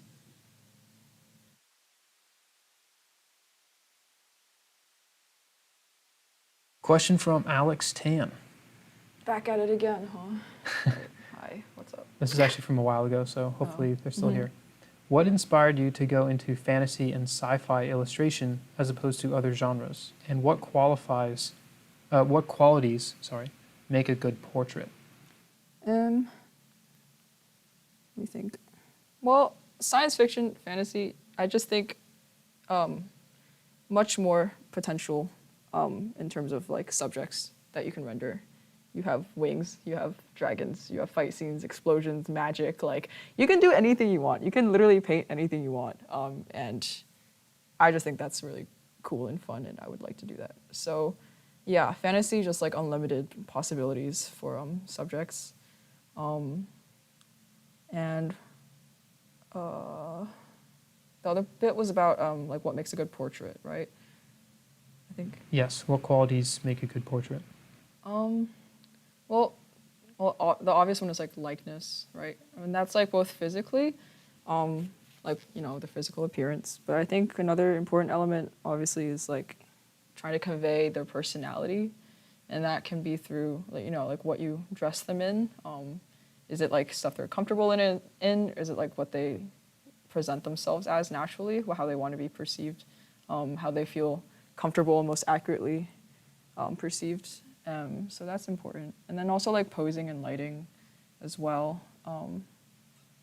Like someone who is like a bit more shy, you're not gonna like put a spotlight on them in terms of like lighting them, because that just feels disingenuous. like for example, it's like a really basic one. And so I think it takes kind of like an understanding of like who the person is, and then kind of translating your understanding of who they are into how you choose to depict them in the photo shoot, like how you choose to light them and dress them. And then, you know, the more superficial aspect of what they look like is established through the painting process, where you just render as accurately as possible. I don't have too much experience like doing portraits with like clients and that sort of thing, but I know that like Kevin always likes to like go out for dinner or lunch or something, or like at least just hang out with his portrait clients for a while before, and like get to know them before like doing the shoot, so that it can be as accurate as possible, so that, you know, the client feels that it fits them and does its job really of representing the person as a whole, like as a concept rather than just as a like a physical entity that reflects light, you know, like an image. So yeah. Yeah, well said. Thank you. I'm not going to, you know, put myself out there as like a portrait expert, but that's just, I think, my take.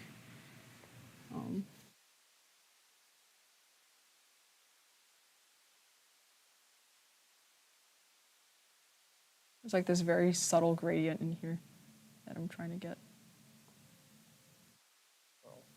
Okay. I think the main thing is up top, there's like a bit more red. So it's more saturated. It's not just about the value. Yeah. Kristen appreciated my rant. And then Trump said, I'm Donald Trump and I approve of Daniel's rant.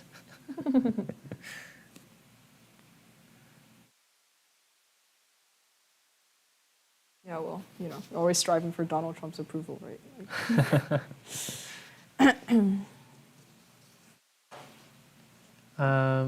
Okay. Here's a question. Maybe everyone can try to answer this one. If someone starts a portrait at, let's say, 10 a.m., and then works on it for a few hours, takes a long break, and then finished it in the evening of that same day, would it still be classified as alla prima? Does alla prima mean like at first glance? Or, I mean, My impression is that alla prima is one sitting. Okay. Painted in one sitting. So, I mean, I think, to me, I would say, but I mean, I don't know. I mean, I think that you could absolutely, if you're, you know, trying to tell people that you made a painting in one day, I think it's totally fine to say that it's alla prima. I mean, if you think about the nature of the paint, if the paint's, you know, not drying, if it's still wet and ready to work on, then it is essentially alla prima. I don't know. To me, it's, yeah, Carrie says wet on wet. Maybe that's a better definition. So just like, just one pass, right? Is that what that means? So you're not like painting on top of anything? Yeah, I think you can do like a quick sketch, of course, but then you would just keep painting wet on wet over it. So, yeah, I can't say I'm the expert on the definition of alla prima. Oh, here we go. Robin said, it is a method of painting in which pigments are laid on a single application instead of being built up by repeated paintings. Interesting. I don't know. I'm not an expert. Even that definition could be interpreted in different ways. Yeah. So, yeah, I'm not going to pretend to be an expert on this. I really don't know the answer to that. Well, as long as you can deliver the painting at the quality that you intend to and you want to, that's kind of what matters. Yeah.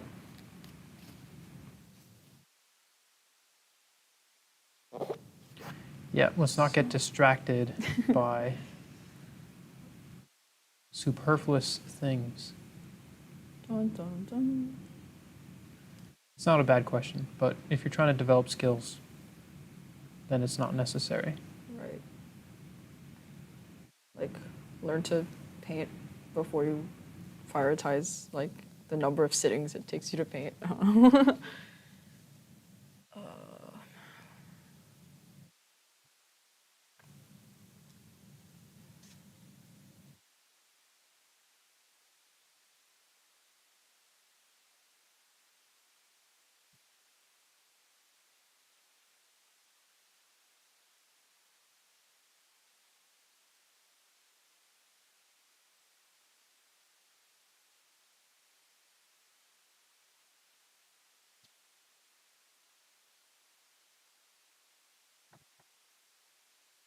So I'm like mostly done with these very obvious shadows across the back, and now I'm moving up into where it's a bit more ambiguous. Like the form of the muscle isn't as like defined.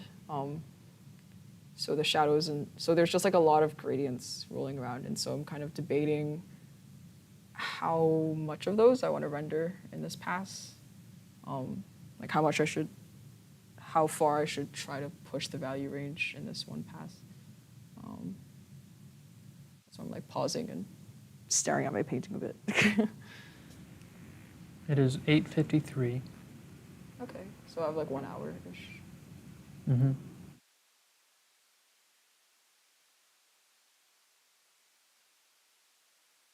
It's fast. It was like just 8:30.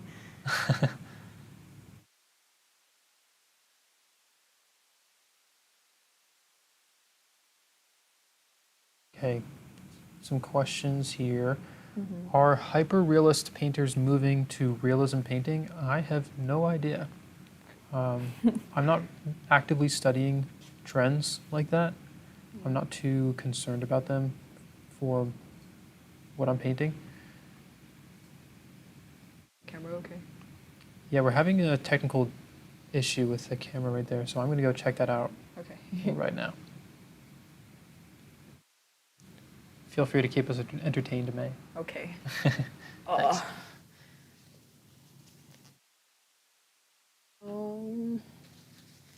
Yeah, I think most of the back is done. I just have to make sure that I surround all of the shapes that I put in the shadows here with this color, which is supposed to match the darkest light here, so that when I paint in the lights later, they're like smooth transitions, and I'm not jumping from a shadow into the lightest shadow into like a light that's above the darkest light. So I want to make those gradients now between my lightest shadows right now and my darkest light. So.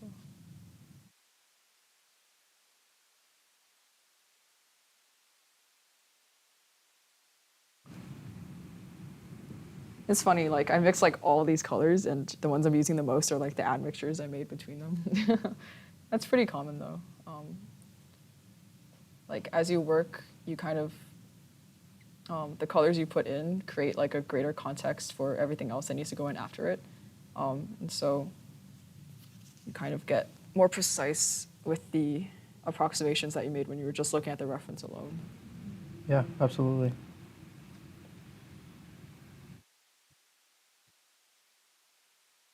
This is a very, very harsh edge. I'm going to take that down. Poco also asked, do some figurative painters dislike abstract painting?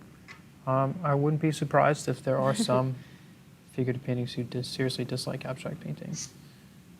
Though abstract painting has quite a variety of styles and genres, so yeah. I feel like that's more like a personal thing, like artist to artist, Yeah. rather than like genre to genre. So, I mean, I'm not an expert, but. Question from Robin. Mm-hmm. May. Oh my god. This is like becoming a bit. Robin. How do you feel? No kidding. Yeah, what's up? No. She asks good questions. We appreciate you. She does. Thank you, Robin. Yeah. May, are you going to be glazing a purple hue over the final image? Maybe. I feel like it needs it. Right now, it's looking pretty colorful, I think. It's got like this nice mix of warm and cool temperatures. So maybe if maybe I want to unify everything at the end, if I feel that it's necessary, because glazing makes, on top of adding color, also makes everything a little darker. Like I don't know if I want to darken the whole wing by the end of, like once I'm finished with it, but we'll see. There's definitely potential for that.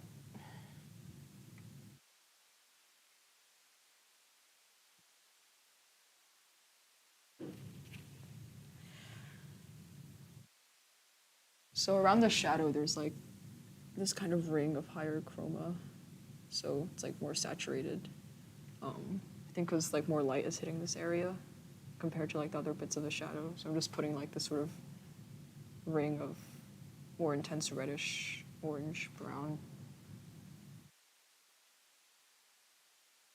The thing about having so many colors is like sometimes I forget which one has which purpose, and so I have to pause for a second. But yeah, there we go.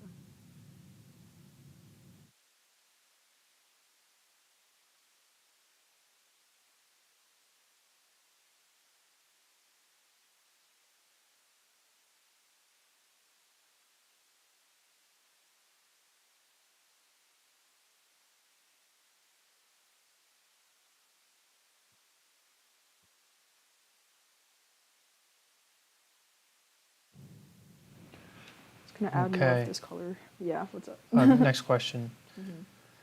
Sometimes when painting a portrait, I can't tell what color something on my reference image is. What advice could you give me? I can jump in here.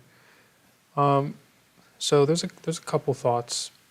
So even if you've developed a really keen sense of developing your ability to see colors, it can still be difficult sometimes to see a color for what it is, especially if you see color in relation to other things, and so maybe you're looking at the color and then you compare it to, let's say, a reddish color next to it, and you think that that color is more blue, but then you look over and compare it to something else and it seems more red in comparison to that one, and so it's like, where does this color belong, right? And so a good place to start is actually to consider that the color might be gray.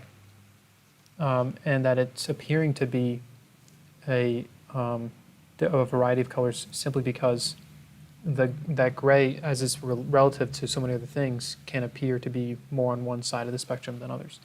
And so it's a good policy to just put in a gray at the right value, of course, and then you can make adjustments from there as you're going.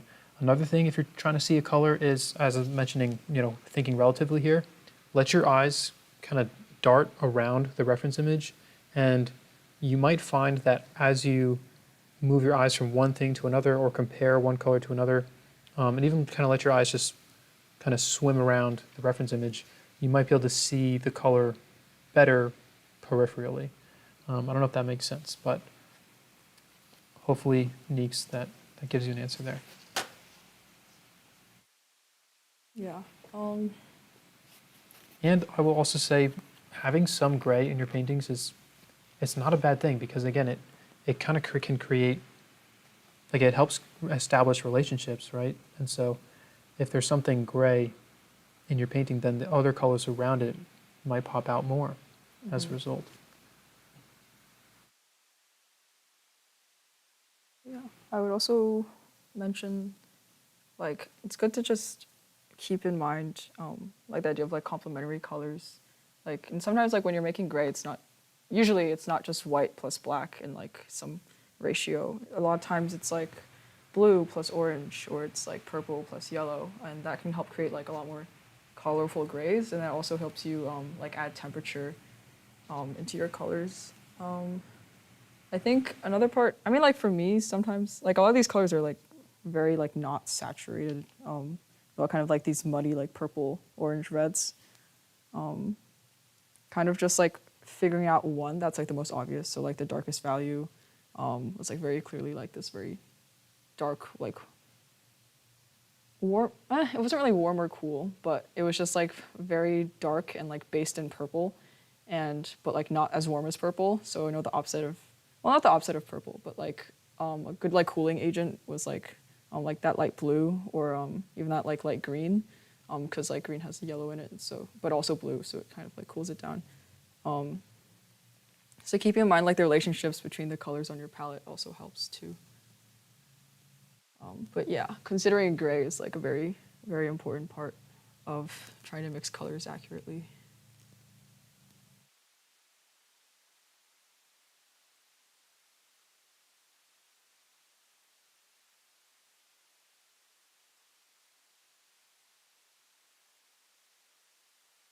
Man, you're not going to believe me. What?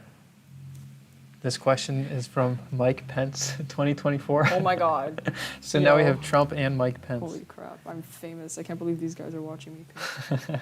Go like work on your campaign or something. What are you doing? Here's the question. Is acrylic becoming more popular in figurative painting? I would not know at all. I don't know what the trends are in figurative painting. I don't like specialize in figurative painting at the moment. I don't know, maybe in 5 years I'll turn a corner or something. But yeah, I don't know. I know acrylic is often used as like the main medium that main like type of paint that people learn with, because it dries faster and you can kind of just paint on top. And that's like appealing in concept for learning to paint. But I don't know anything about the figurative painting industry, sorry. Yeah. Yeah, you really, for people who are asking these kinds of questions, if you're trying to start a career, you really, I mean, it can be somewhat helpful, but it's much better to focus in and hone in on painting what you love. Because chances are, you know, you're a subject expert on the things that you love. Mm-hmm. And so that gives you some sense of authority. You are also probably well connected with other people who also love what you love. So there's a target market right there that you are a subject expert in. And so rather than trying to read the market and cater to the market, you probably, and actually I can say you would be much better off. I mean, we give this kind of advice to tons of our students in the Evolve program, and we watch them build up their own niche and start selling work simply by telling them to, focus in on the things that they love and paint those, and, to have a plan about it, of course. But when you do that, you can start to kind of really focus on that small niche. It's something, again, you're an expert in, you're an authority on it, and you can easily find those people. You know how to talk the language, you understand what people want if they want to commission something related to that thing. And that's a much better place to start than trying to study the market and trying to do what you think people are going to buy. Mm-hmm. When you paint what you love, it shows in your work. And it's hard to quantify, but that has value. People see it, and it's a highly sought after thing. Yeah. So, yeah, don't worry too much about all these trends. Definitely do not recommend getting caught up in them. They can be more distracting than beneficial. Carrie said, "It's great seeing another artist other than Kevin paint the same method we are learning. Really helps to make sense of it." Yeah, it's real. It's not just him. I think that was like another reason why we wanted to do this live stream with like someone other than Kevin, to kind of just prove that it's not just like him and his experience and his like particular life and like take on painting and stuff. It's like a very objective, easily accessible and easily applied method of painting. Technique is a better word.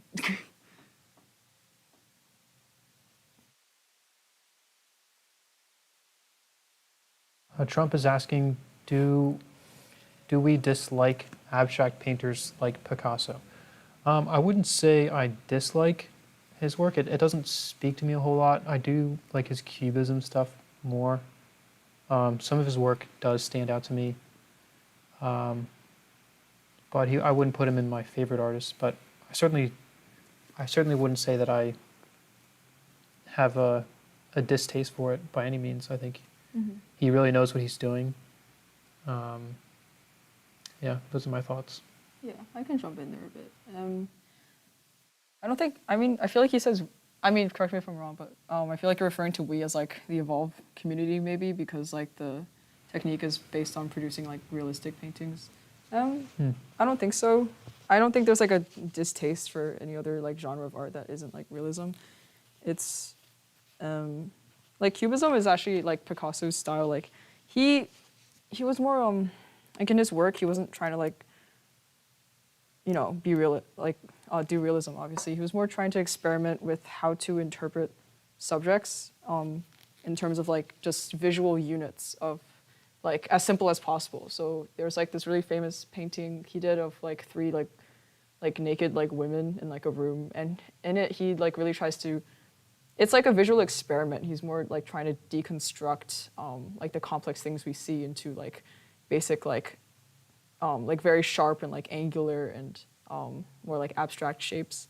And so like he was more on like a philosophical mission through his art than like what I guess Evolve is trying to do in creating realistic art as accessible as possible through breaking it down into like our Evolve fundamentals of like values, edges, and color. He was more like about I guess he was doing the same, but just in like a much like looser way. He was trying to express like the concept of something rather than like how it looks to the human eye in as realistic a way as possible. So I guess Picasso and Evolve just had very different goals and approaches to what the fundamentals of like an image were and executed them in very different ways. So it's not like a distaste or anything. It's just like a very different perspective, I would say. Yeah, that's very well said. And Bill contributed, he said he was trying to capture essence Right. later on. Yeah.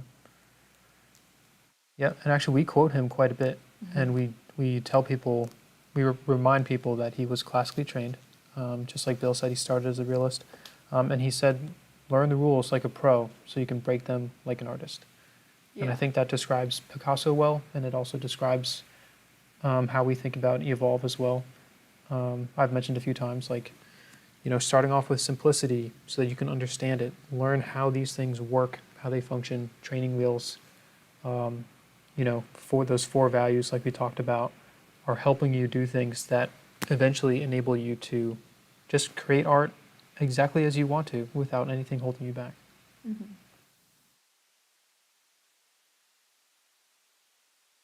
Yeah, no distaste, just differences in perspective, I would say.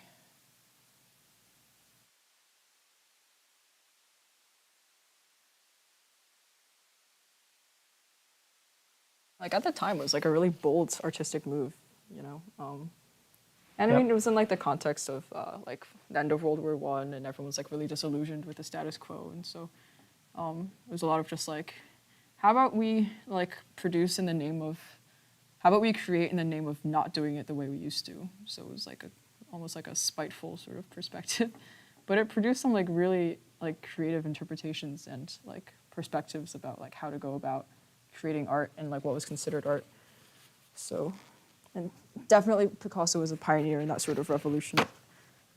So yeah, props to him. I mean, Yep, absolutely. Robin he has a question for me. Is there a roadmap for the Evolve program? Any major changes, additions planned for the future? If there were, and it wasn't announced yet, I wouldn't be allowed to say. So I'm going to just pass on that question, but I can say that we are certainly thinking about the future, and we have, we are evolving. I was going to say it if you weren't. So. Yeah, it's very much part of our identity as a company. So, yeah, we are always looking for ways to improve. And yes, we even have, every once in a while we'll have times where we just get to kind of brainstorm and think really big, kind of, think outside the box and, reconsider things. We do that quite a bit so that we can stay cutting edge. Yeah, absolutely.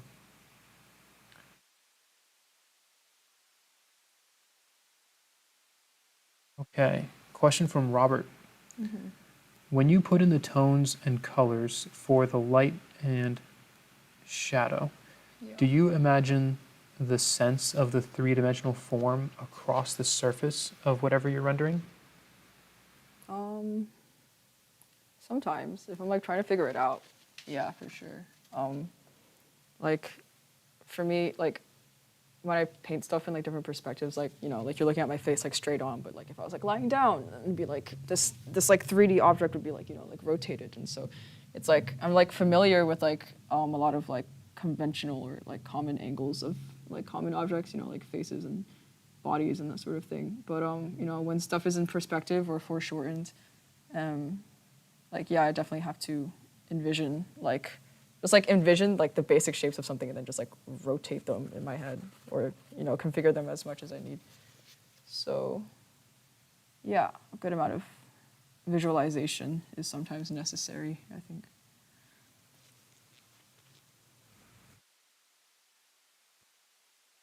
Yeah. I think it kind of, for me, it kind of goes in and out. Like sometimes I have to step back and think of the painting as a two-dimensional surface where I'm just creating the illusion. And then other times I'm kind of, I don't know, in the zone, for lack of a better word, and I'm imagining that I am inside of that three-dimensional world and, turning those corners and sculpting. Yeah. It Sculpting's usually, a good way of putting it. for me, it usually doesn't come until later, until I've already established the main impression, and then it really starts to feel like I'm playing around.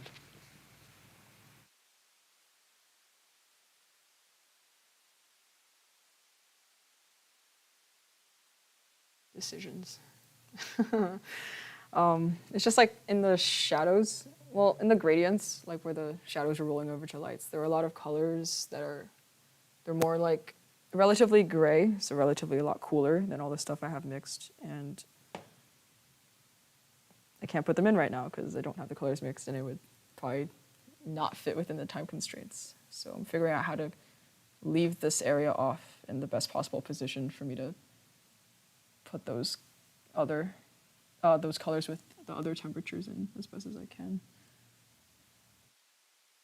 Also just making what I have look like as good as I can.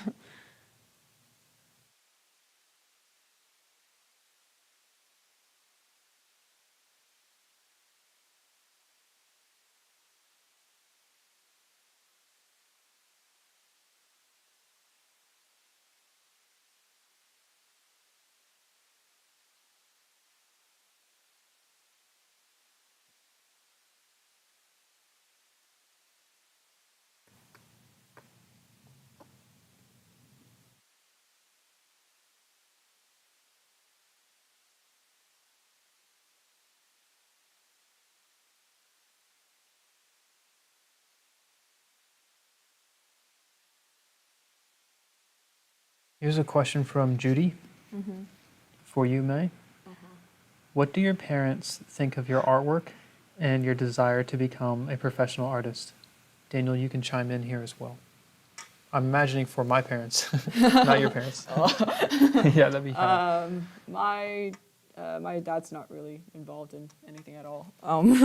My mom supported me a lot during my apprenticeship.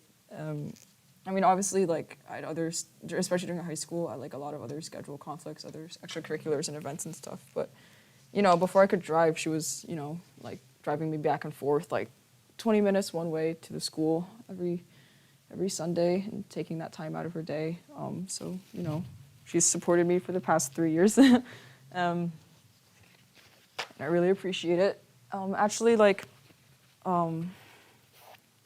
after I went up to Kevin and I was like, can I get better? Can you help me get better?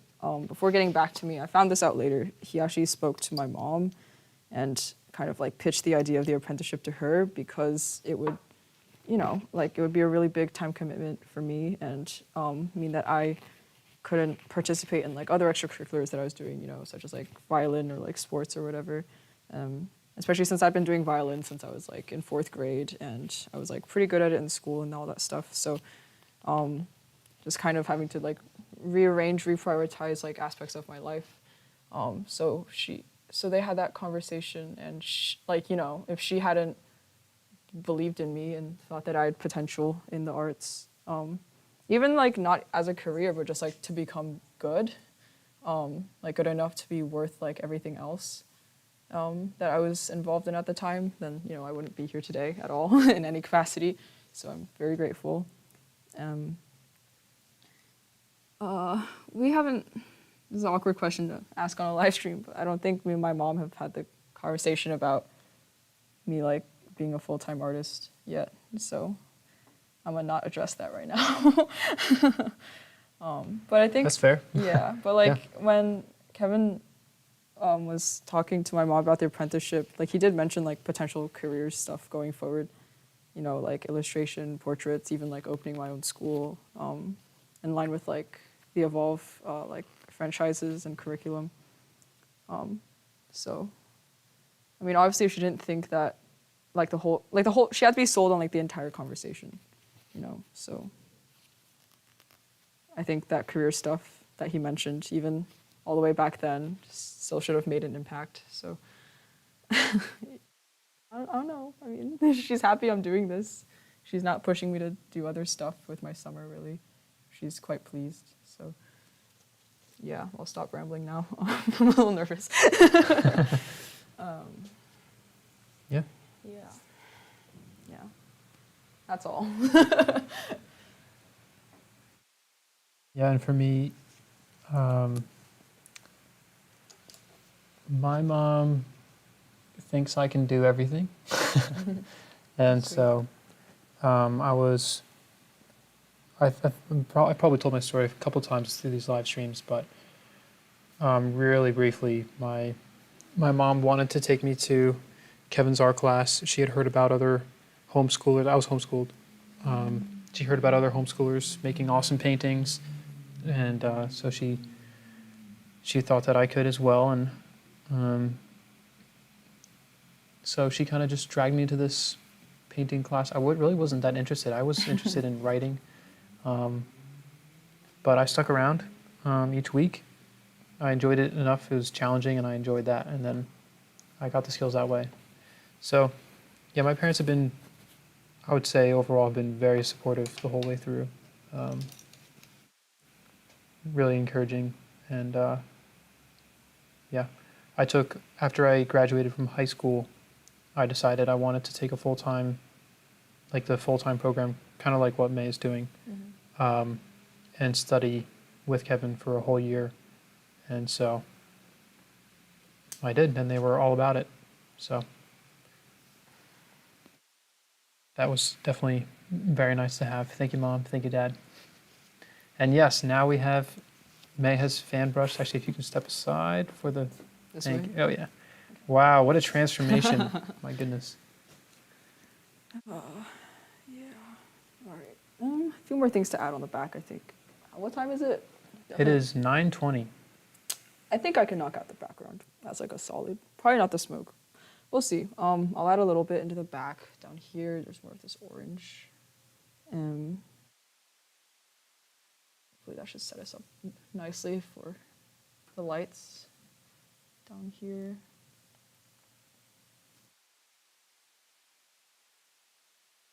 So this transition is very harsh. So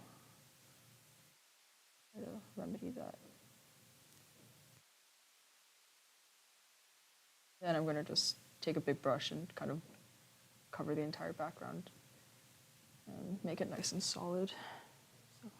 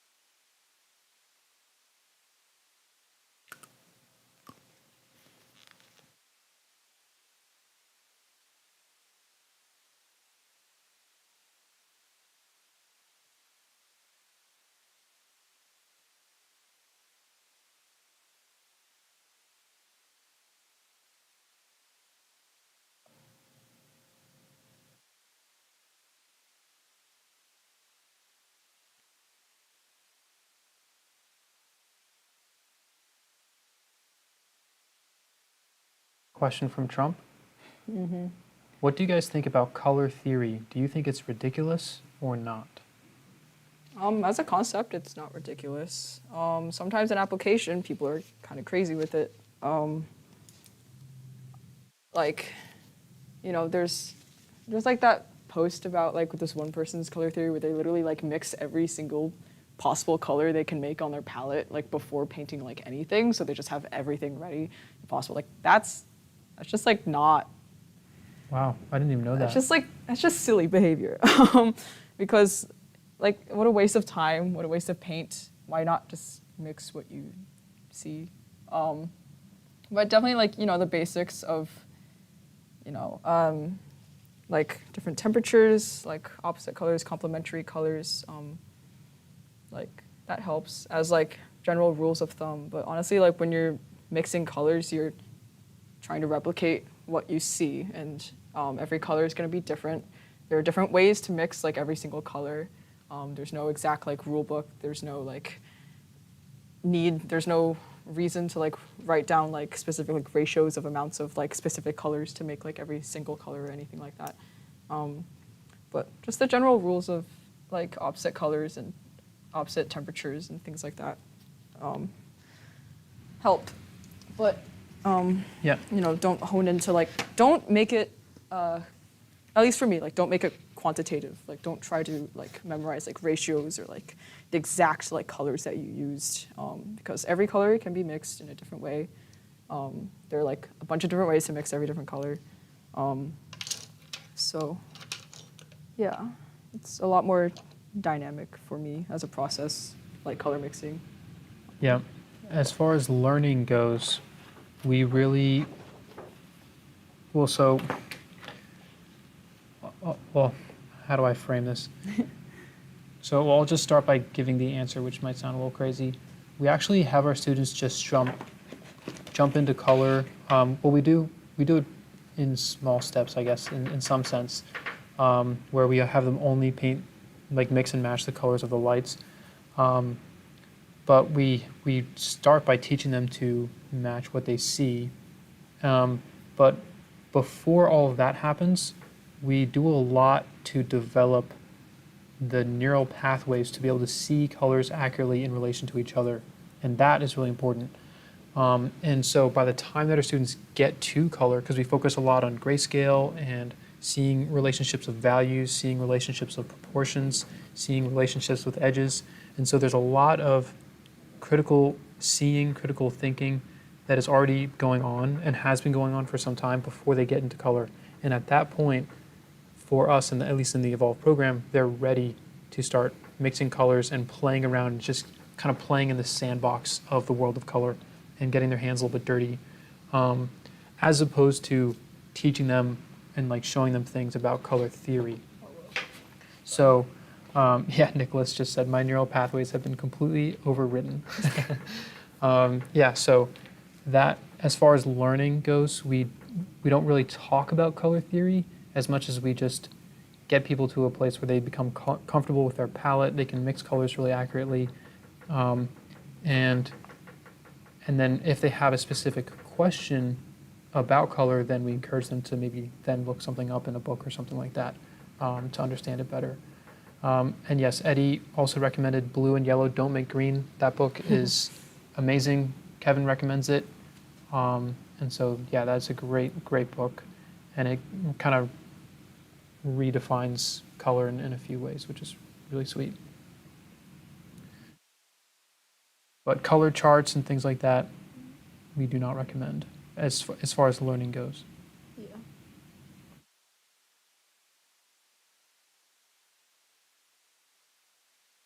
It's definitely staying open to just like the idea of there are infinite ways of mixing the same color.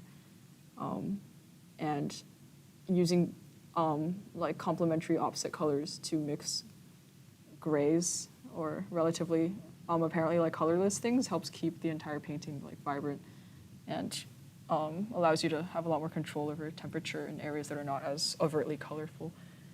So.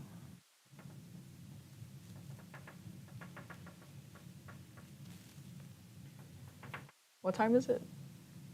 It is 9:26.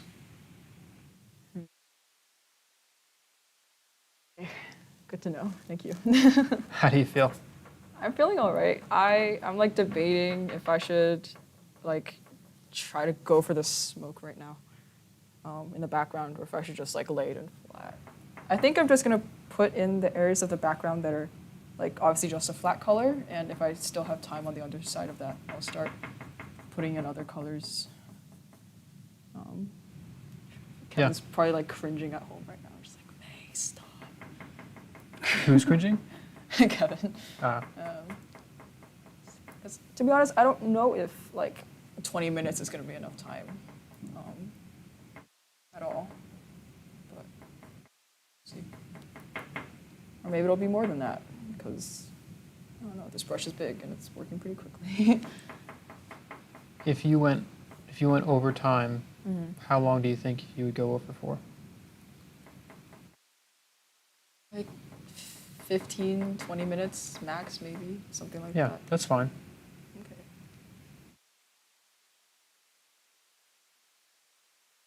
I mean, no, quickly, hurry, go, go, go. Rush. Yeah. Hypocrite Thursday.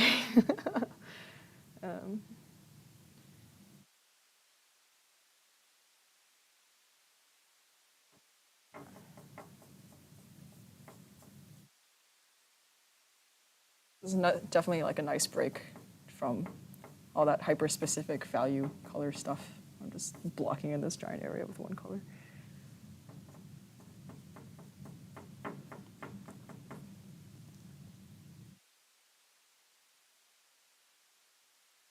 And I'm kind of avoiding going up against the edges of the figure because I want to put a color there that is a bit more high chroma, a little warmer, so it kind of makes the figure glow a little bit and also doesn't let the figure look like it's just cut out super sharply and just dropped into like this black abyss. So that's why I'm kind of going around the figure. Just trying to make sure this paint is opaque everywhere in this area because it'd be weird if parts of the like the reddish purple from the last pass were showing through. Whoa. What is that? Okay.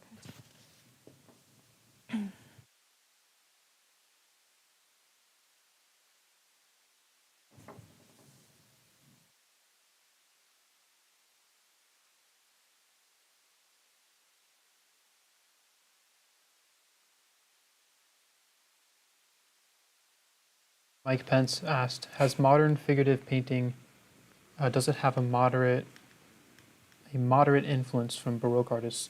So I'm just going to say we're really not experts on art history, art trends, and so we can't really provide substantive answers to those kinds of questions. So sorry, Mike, I'm not going to be able to answer that question for you.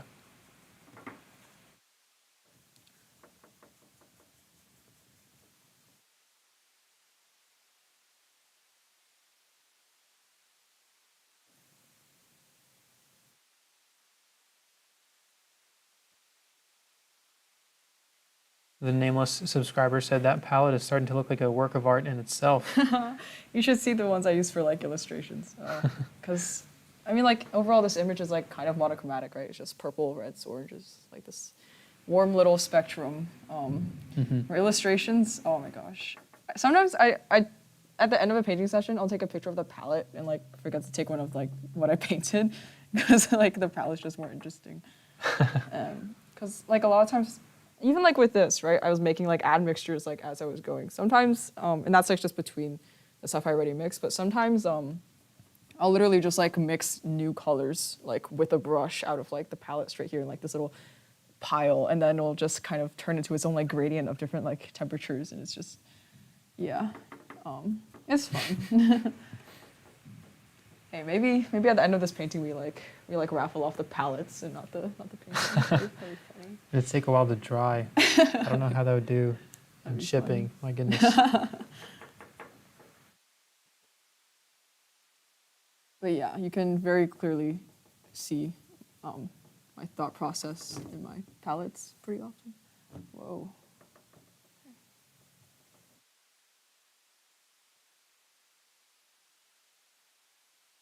DD said 200,000 in 4 years at any NYC, Philly, New Jersey art school, and you would not get anywhere near as good results. I really appreciate the live videos. Thank you, DD. Really appreciate that. Thank you. Trying to make art accessible to people, help them learn, and like we said, create art without limitations. That's what we're all about. Links in description. Check out evolveartist.com.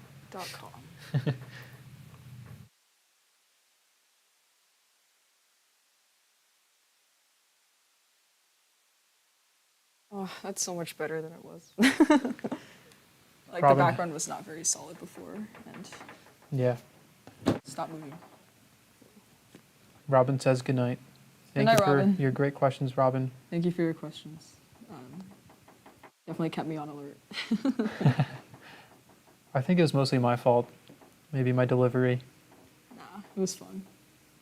Keep the bit going. It does keep me up at night sometimes. You know, it's like, did I deliver the question in the way that they wanted? Did I faithfully render? Oh my god. Did I fulfill their intentions properly by asking the question in the right way? I'm gonna wake up in the middle of the night just being like, May.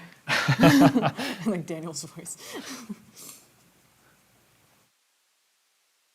Robin, please. Okay, I'm going to put in that dark red I was talking about around the figure before I attempt the smoke or anything. So I want to go one value up. So I remember this was darker than that. That was the mistake. That was the first mistake I made tonight. So I'm not using this. I'm going to go up one. And if I need to, I'll just go in between. Yeah, I need to go in between. Here we go.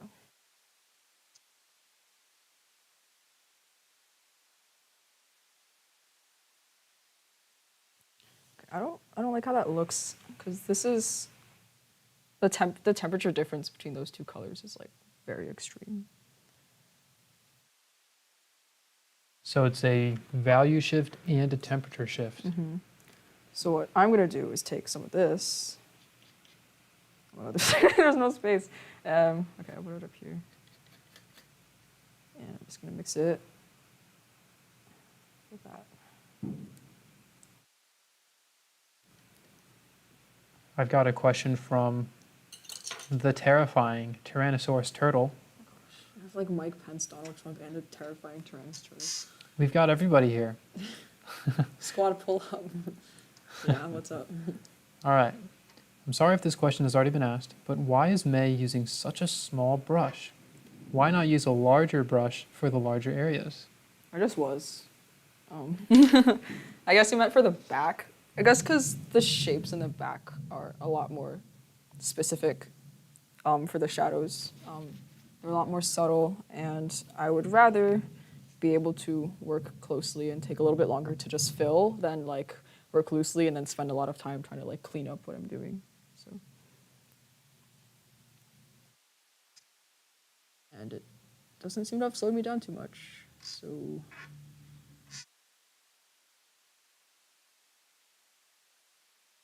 No regrets yet.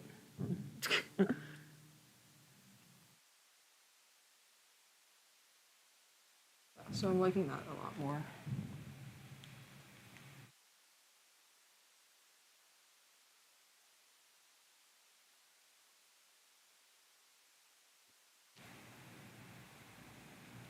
So you're putting this red around the out,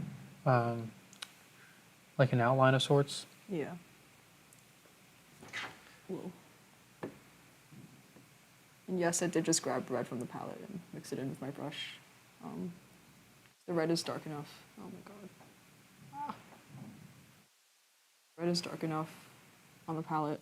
So it doesn't change the value, it just changes the temperature, makes it a bit warmer, so it stands out a little. And then also it grades easily into the color of the background already. But this is shaking. It's okay. Yeah, feel free to use your other arm if necessary. I know it might block the viewers, but we do want to see a nice painting come out of this, you know, so. No pressure. Yeah. Well, Rachel said it's looking beautiful already, so Aw, thank you, Rachel. there you go. Thank you, Rachel.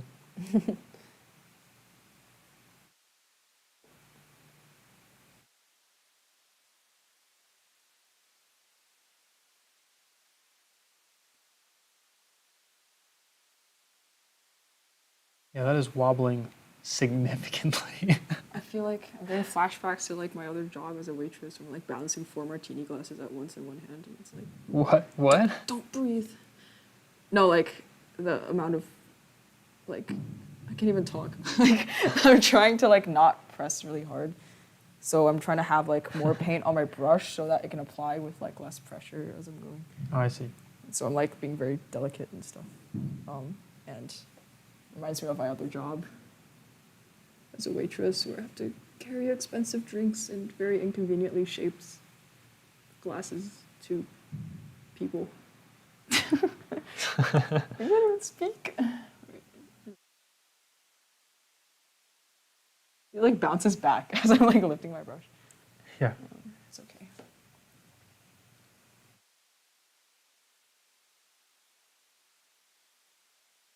I think around the wing I might go a little bit lighter, since it is lighter than the figure overall. So that transition might be benefited. Not to put the pressure on or anything at all. Are you telling me the time? It is 9:40. Okay. I can work with that.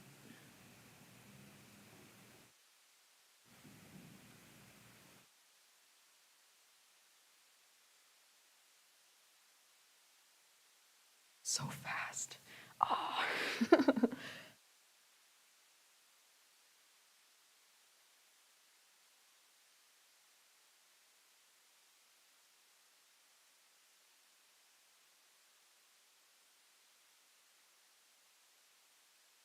Just taking this red straight up, not the admixture, and just putting it against the edges of the figure.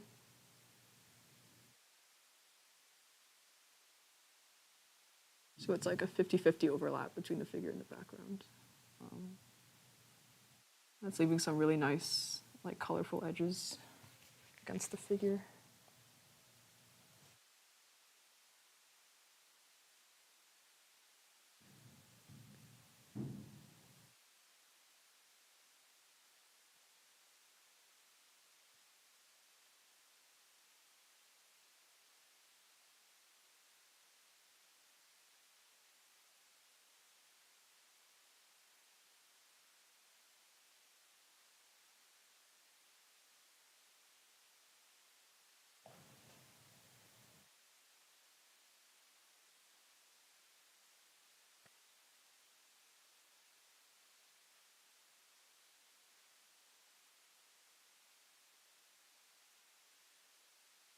Oh, that's nice.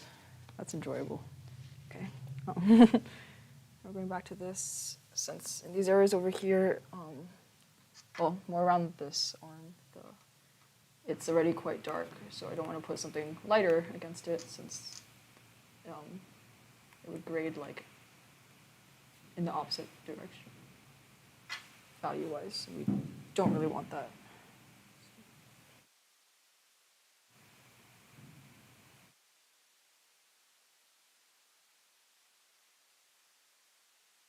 So like that left edge of that arm is like this color already. So if I use this against it, the arm would just look like it expanded, which would be weird. So not one size fits all. It's a little light. I might just go back to this.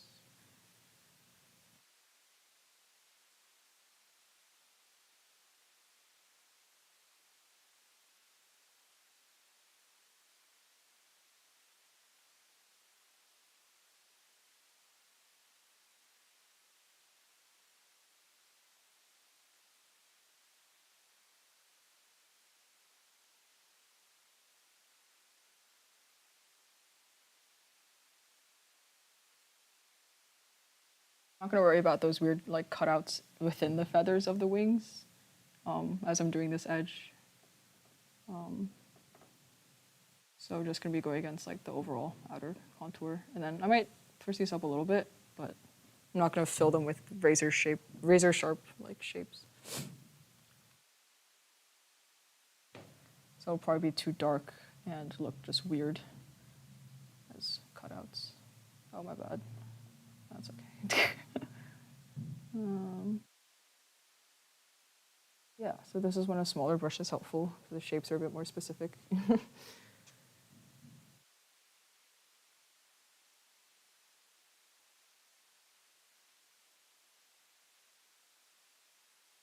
At the same time, like they're feathers, you know, the edges are going to appear soft just by nature of the physical texture. So we don't need to make these edges really sharp or super, super precise.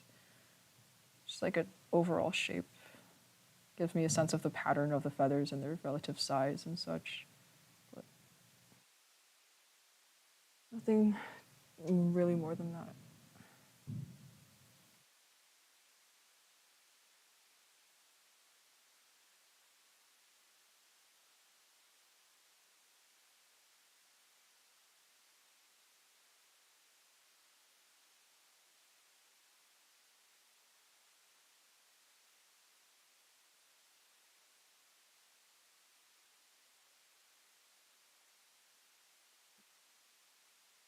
Just pulling this down so it meets that other color.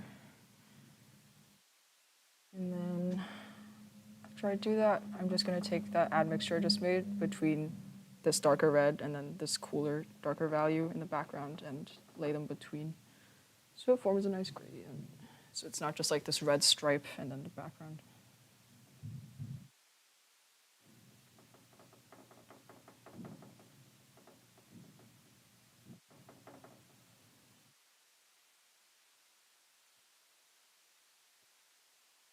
A lot of paint up here.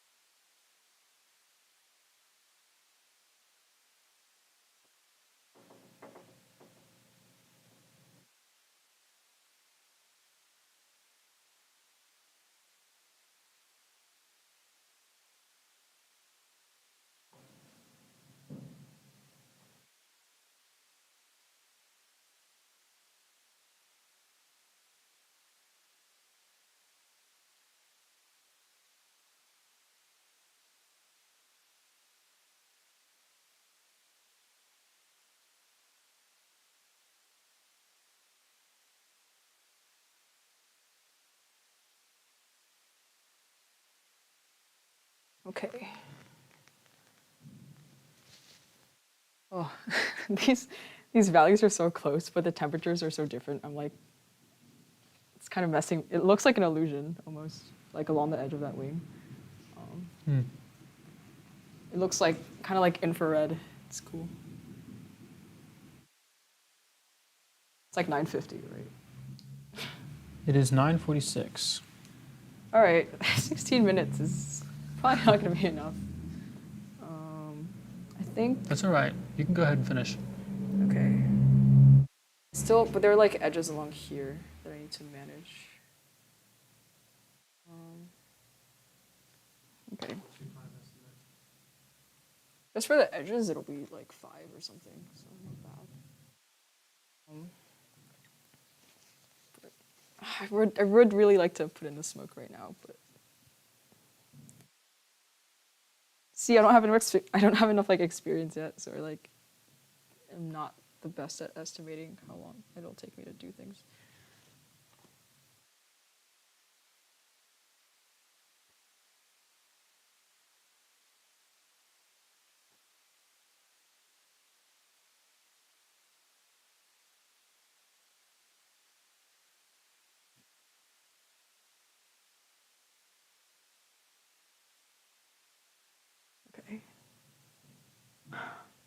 think what I'm gonna do is I'm gonna go one value up, like up here, into what I mixed for the smoke, and just block in everything else in the background with that. And so if I do that, then after it dries, I can put lighter values on top, and they'll grade like really easily until what I have on the bottom. And then since I'll like be filling the entire background that way, that'll let me like properly manage the edges between the background and the figure. So we're just gonna speed run that. I'm not gonna clean this brush, that'll take too long. Let's use this one. Okay. So I'm just gonna mix some oil into this. Just one drop. And Yeah, I think you're fine. At this stage, I would say just go for it. And if we go over, we go over.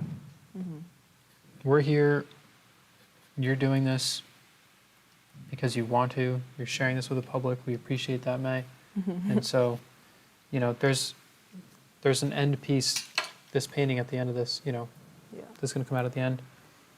So it's whatever it takes, right? However long it takes, the result will be what it is. We've seen the quality of your work, and we know that you're going to get there.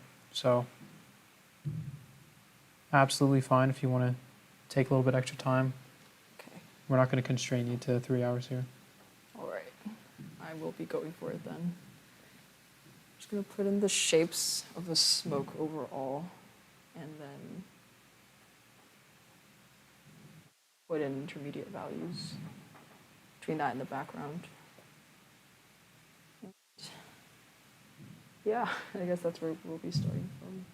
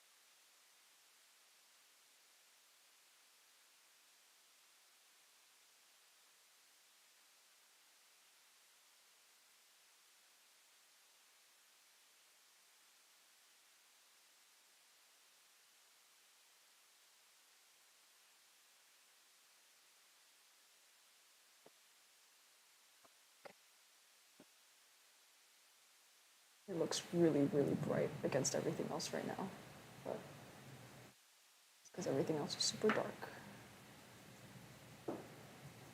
So, just gonna work with it. I'm not following the shapes and the transfer super precisely for the smoke because it's not necessary. As long as like the relative edges and colors and values of the smoke are in place so that it looks like smoke, the very particular shapes don't matter.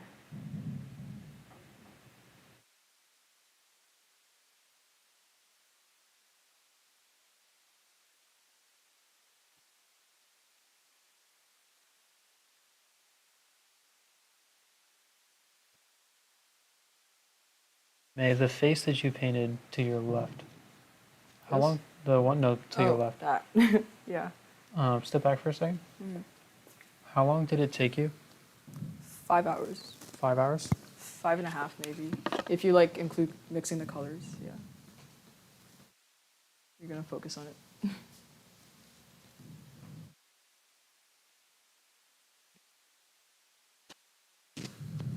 Yeah, 5 hours. Not too shabby. If I do Not say too so shabby. myself. Yeah.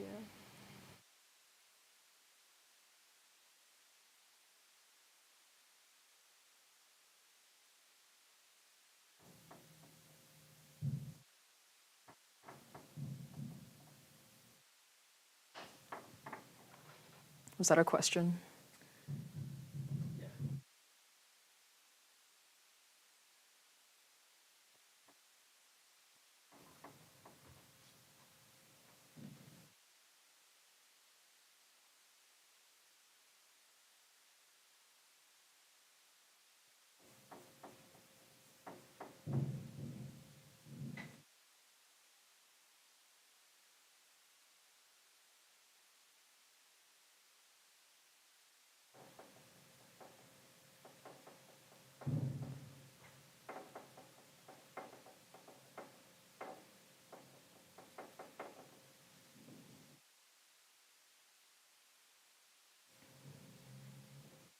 So I'm just using that red from before as like an intermediate color between that light and the smoke and the background.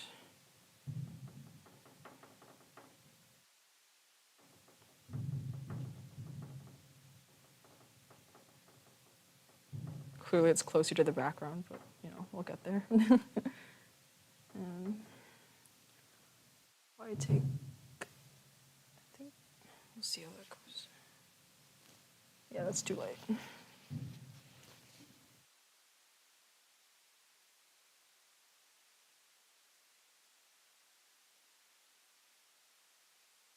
Nicholas Probst said, I think it's really cool that someone so young is able to do this and teach others. How old are you? I'm 19. 19 years old. And Yeah. how many years have you been painting for? About 5. 5 years. Been painting seriously for about 2 years. Really, Mhm. really seriously for about half a year.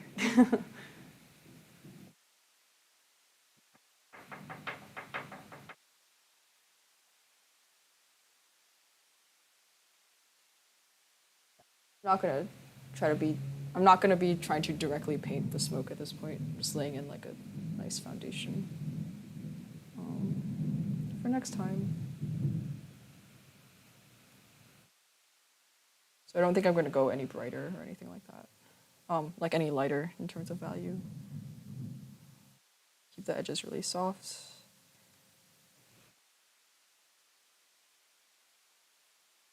Still have that foundation for these different values and the different movements of the shapes and stuff.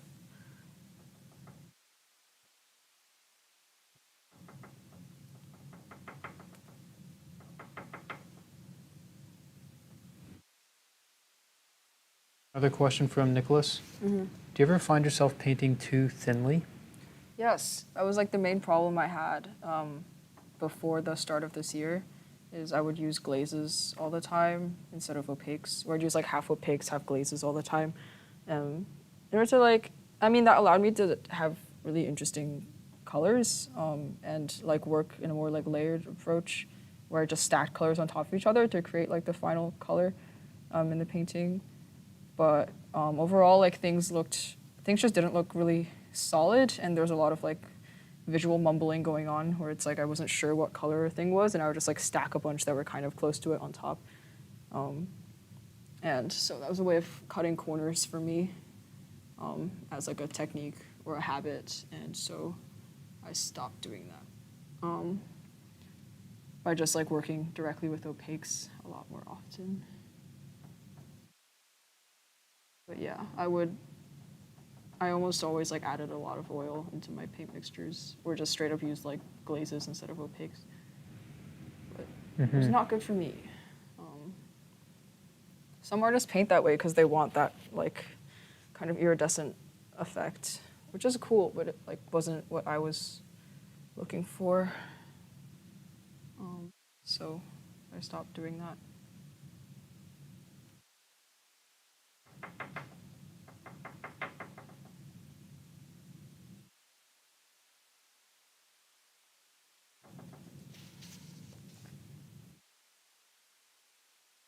Alex said, I wonder if the wing will get some attention next stream, next live stream. I wonder that too. Hey, the only way to find out is if you come back next week. Haha. Probably not, to be honest. I want to finish the figure. Maybe. Maybe I don't. Maybe I'm lying. you won't know unless you come back. So I'll figure it out. Yes, we will be here again next week, 7 p.m.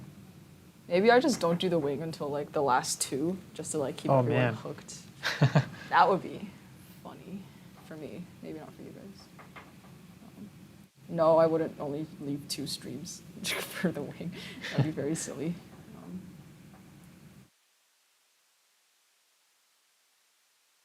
Carrie said she loves your confidence in using dark, moody colors. Thank you. I just like them. It wasn't like I'm going to be brave and use moody colors. It's like, I am moody, so I'm going to use moody colors. But yeah, I'm glad you like them.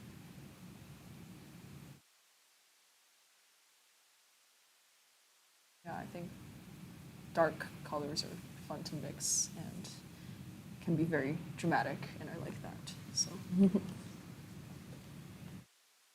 Alex said, I guess I have to just tune in again. LOL. Yeah, doesn't that suck for you? Isn't this so like not enjoyable? So negative, May. I'm kidding.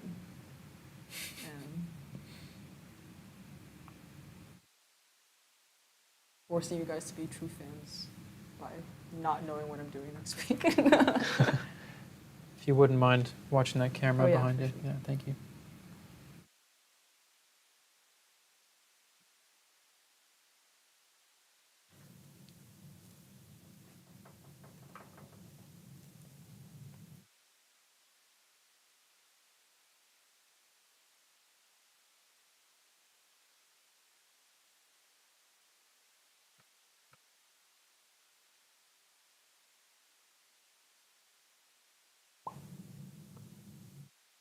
That's a lot. See, this is where the riffing happens. Do not mix colors like that at home. Yeah, Yes, this is not an education. This is edutainment, Yeah. or really just entertainment entirely. But yeah, there's like a lot of blue down here, and I don't want to forget it. And it's dark enough right off the palette so that it blends with this fairly nicely. So I just went ahead and dunked my brush in it, and then dunked my brush in here. Making sure to keep all my edges nice and smooth. This is not a final pass at all. Oh, there's a great comment from Alex that I forgot to mention to you earlier. Yeah. He said, this may have already been mentioned, but nice haircut. Thank you. Thanks, Alex. Yes, I did cut my hair. I haven't cut it until earlier this week, since like the beginning of the pandemic. So it's been growing for 2 years. And I decided I was working at my other job, and I was like doing stuff on the patio, and my hair was very, very much in the way. And it was hot, and I was just like, this is like not necessary. I can do something about this. So I'm gonna do something about this. And then I cut it. So thanks, Mom, for the haircut.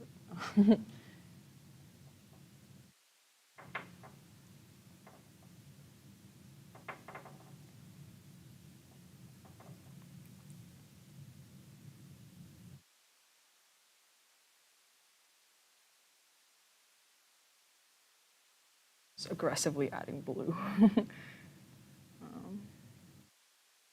Sure, everything's soft and evenly covered.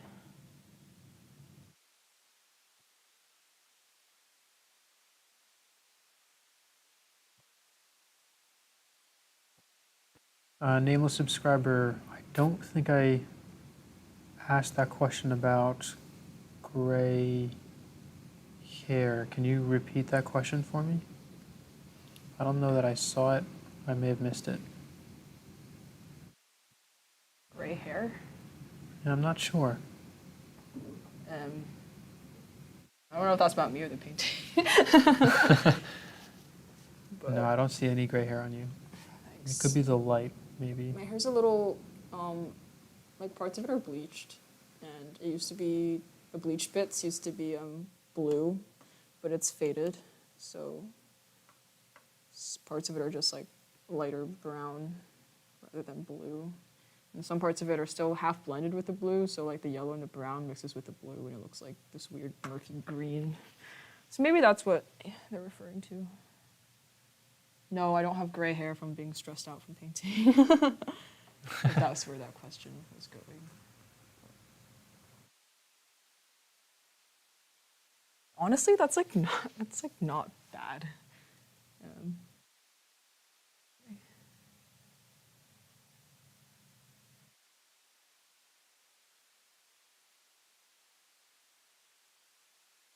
Oh my goodness. or people just commenting on my appearance now. No. It's completely unrelated. Our dear friend Trump said goodnight, Good night, Trump. and then Mike Pence said, "See you in 2024."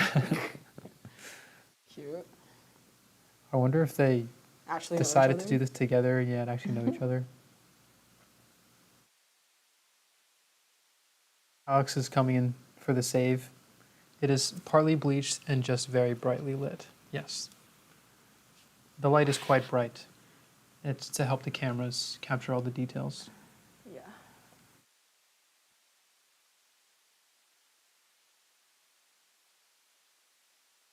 And yes, the bluish green that you see is, as May said, is the previously dyed hair.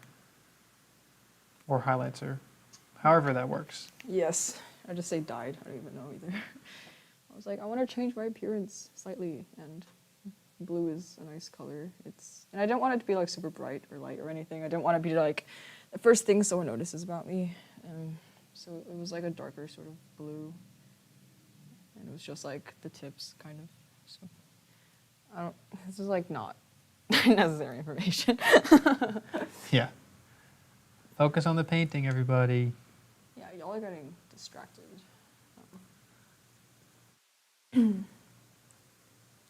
So I'm making a few more precise marks with, for the smoke right now. But as you can see towards the bottom, it gets like a lot lighter than it appears right now in the painting. But I don't want to keep you guys here too long, and I can add those in really easily in like another pass. So I'm just gonna drop in these marks and and after that, should be pretty much done for tonight. I'll take a fan brush to this at the end, and everything will be nice and smooth.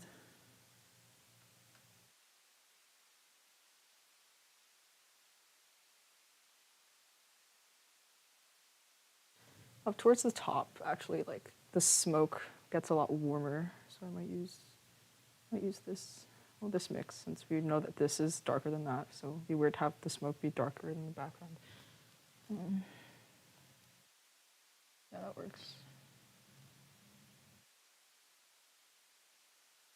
And I'm not following the transfer or the reference super precisely for these shapes. It's just this general pattern of very subtle movement up here in the background.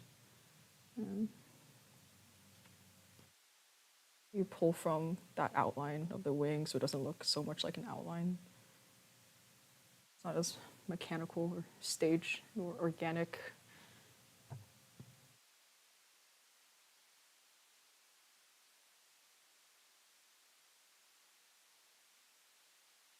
Yeah, and it's nice because I can kind of do whatever I want up here and like make whatever shapes I want, because the values are so close together. I don't really have to worry about making gradients so that they read as like more subtle elements. They kind of just blend in by themselves as I'm putting them down. So that's nice.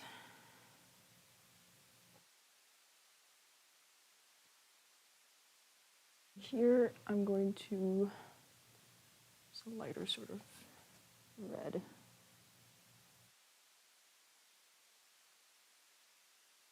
Soften that edge a bit.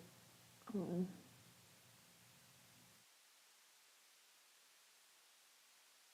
think that works.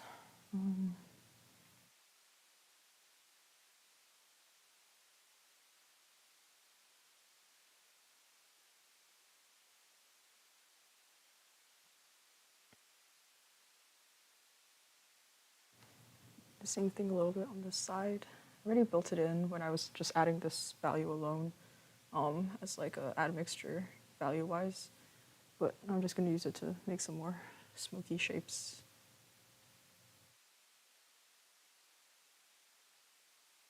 Just letting the texture and shape of the brush make those shapes for me.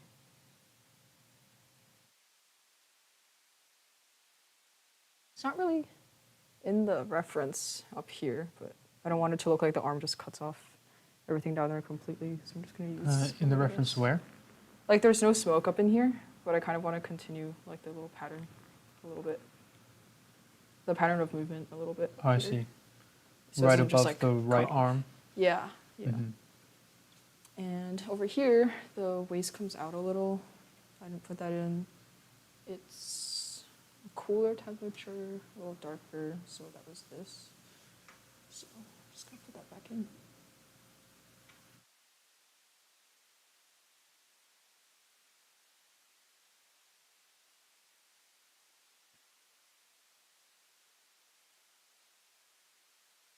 I love that Alex was explaining like the color of my hair to everyone.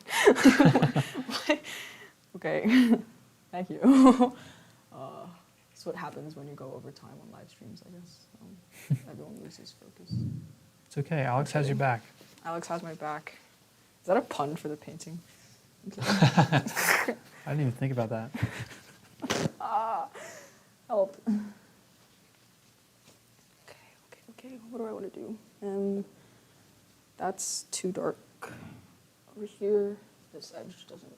It's all the way over, but it's not that deep all the way over. So I'm just going to up a little bit. If you have to raise the painting so that you're not bending that much, you are more than welcome to, May. Okay. I'm going to raise it a little bit then. Yeah. Thanks. I can always, if you want to make adjustments like that, we can always talk about it. I can help you out, get it back in the camera and everything, but it's still in camera. Okay. Something that's lower, if you lift it up, will just move to the center of the screen for us. Okay. That's a good thing to know. Yeah. Should have told you that earlier. I apologize. Only occurred to me now. Yeah.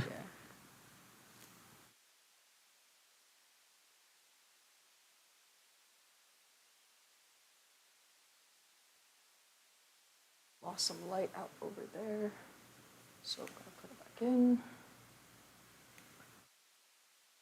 Carrie made a good point. She said you can see Kevin's influence when she has the confidence to change things on the fly. And that makes me think, like, you've been talking about doing this in a direct 4 phase, but at this point you're kind of, now it seems like you're looking at the painting, or the reference, my apologies, and then making some changes that are different from the reference. So you want to share your thoughts on that? Explain. Yeah, sure. Well, first of all, the figure has to look like a realistic person, like lighting wise, like how the light interacts with the anatomy and everything. So I was a lot more strict about that. But down here, like in the background, first of all, the background's like not the focus. Second of all, the background is like smoky, and so smoke is quite abstract. It's quite, it's very organic. There are no like structural rules to it, really. It's just like it's transparent and generally colorless, like relatively colorless. So I'm allowing myself a lot more leeway to experiment with kind of colors, values, shapes, kind of like letting the brushstrokes determine a lot of the shapes and movements, rather than controlling the brushstroke to generate very specific shapes. So.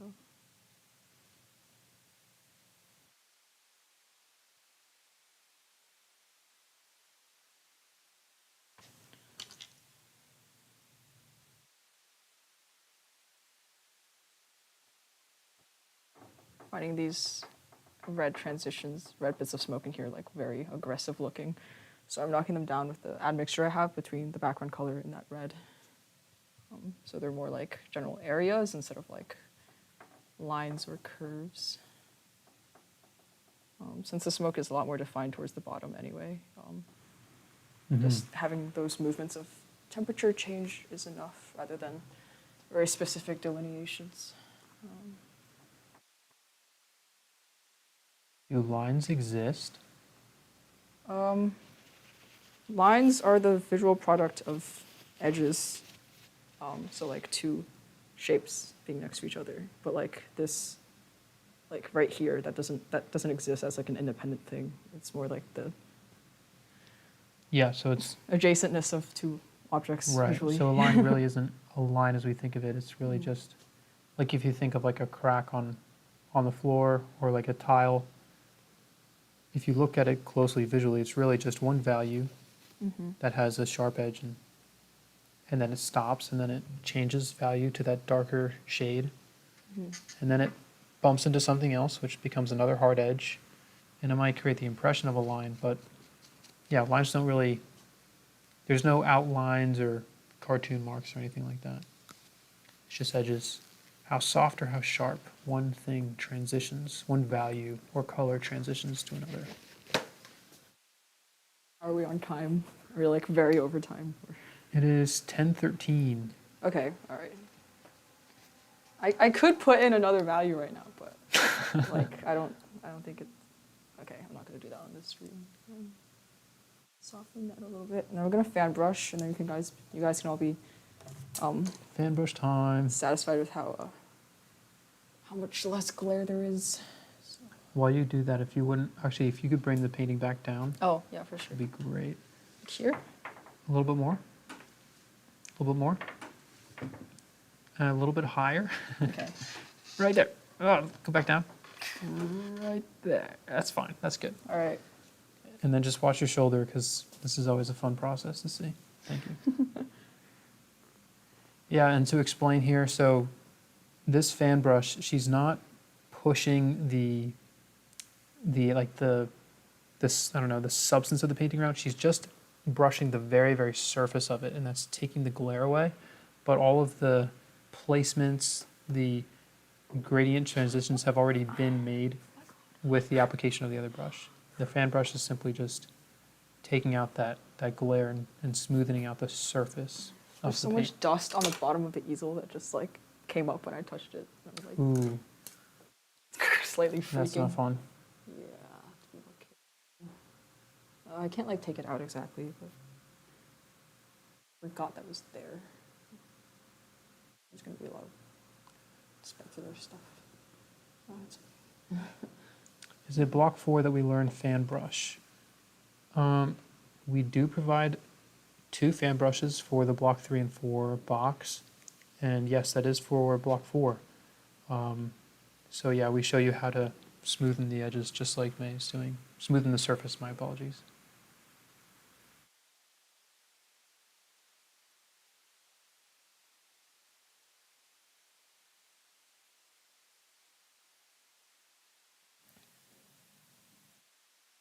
So in the first pass, I'm using like a lot of these circular movements, and the second pass, if there's a fan brush, that would be nice. This one's, well, it's like dark, so yeah, it's fine. So in the second pass, I'm just gonna pull everything in the same direction, so like straight down. And I'm going to try to overlap slightly in each of my brush strokes, so I don't get like these stripes in the texture of the paint. Being very careful around the bottom now because I don't want to pick up dust again. I'm just going over everything because it can't hurt. As long as I'm not like pressing really hard, which I'm not. So.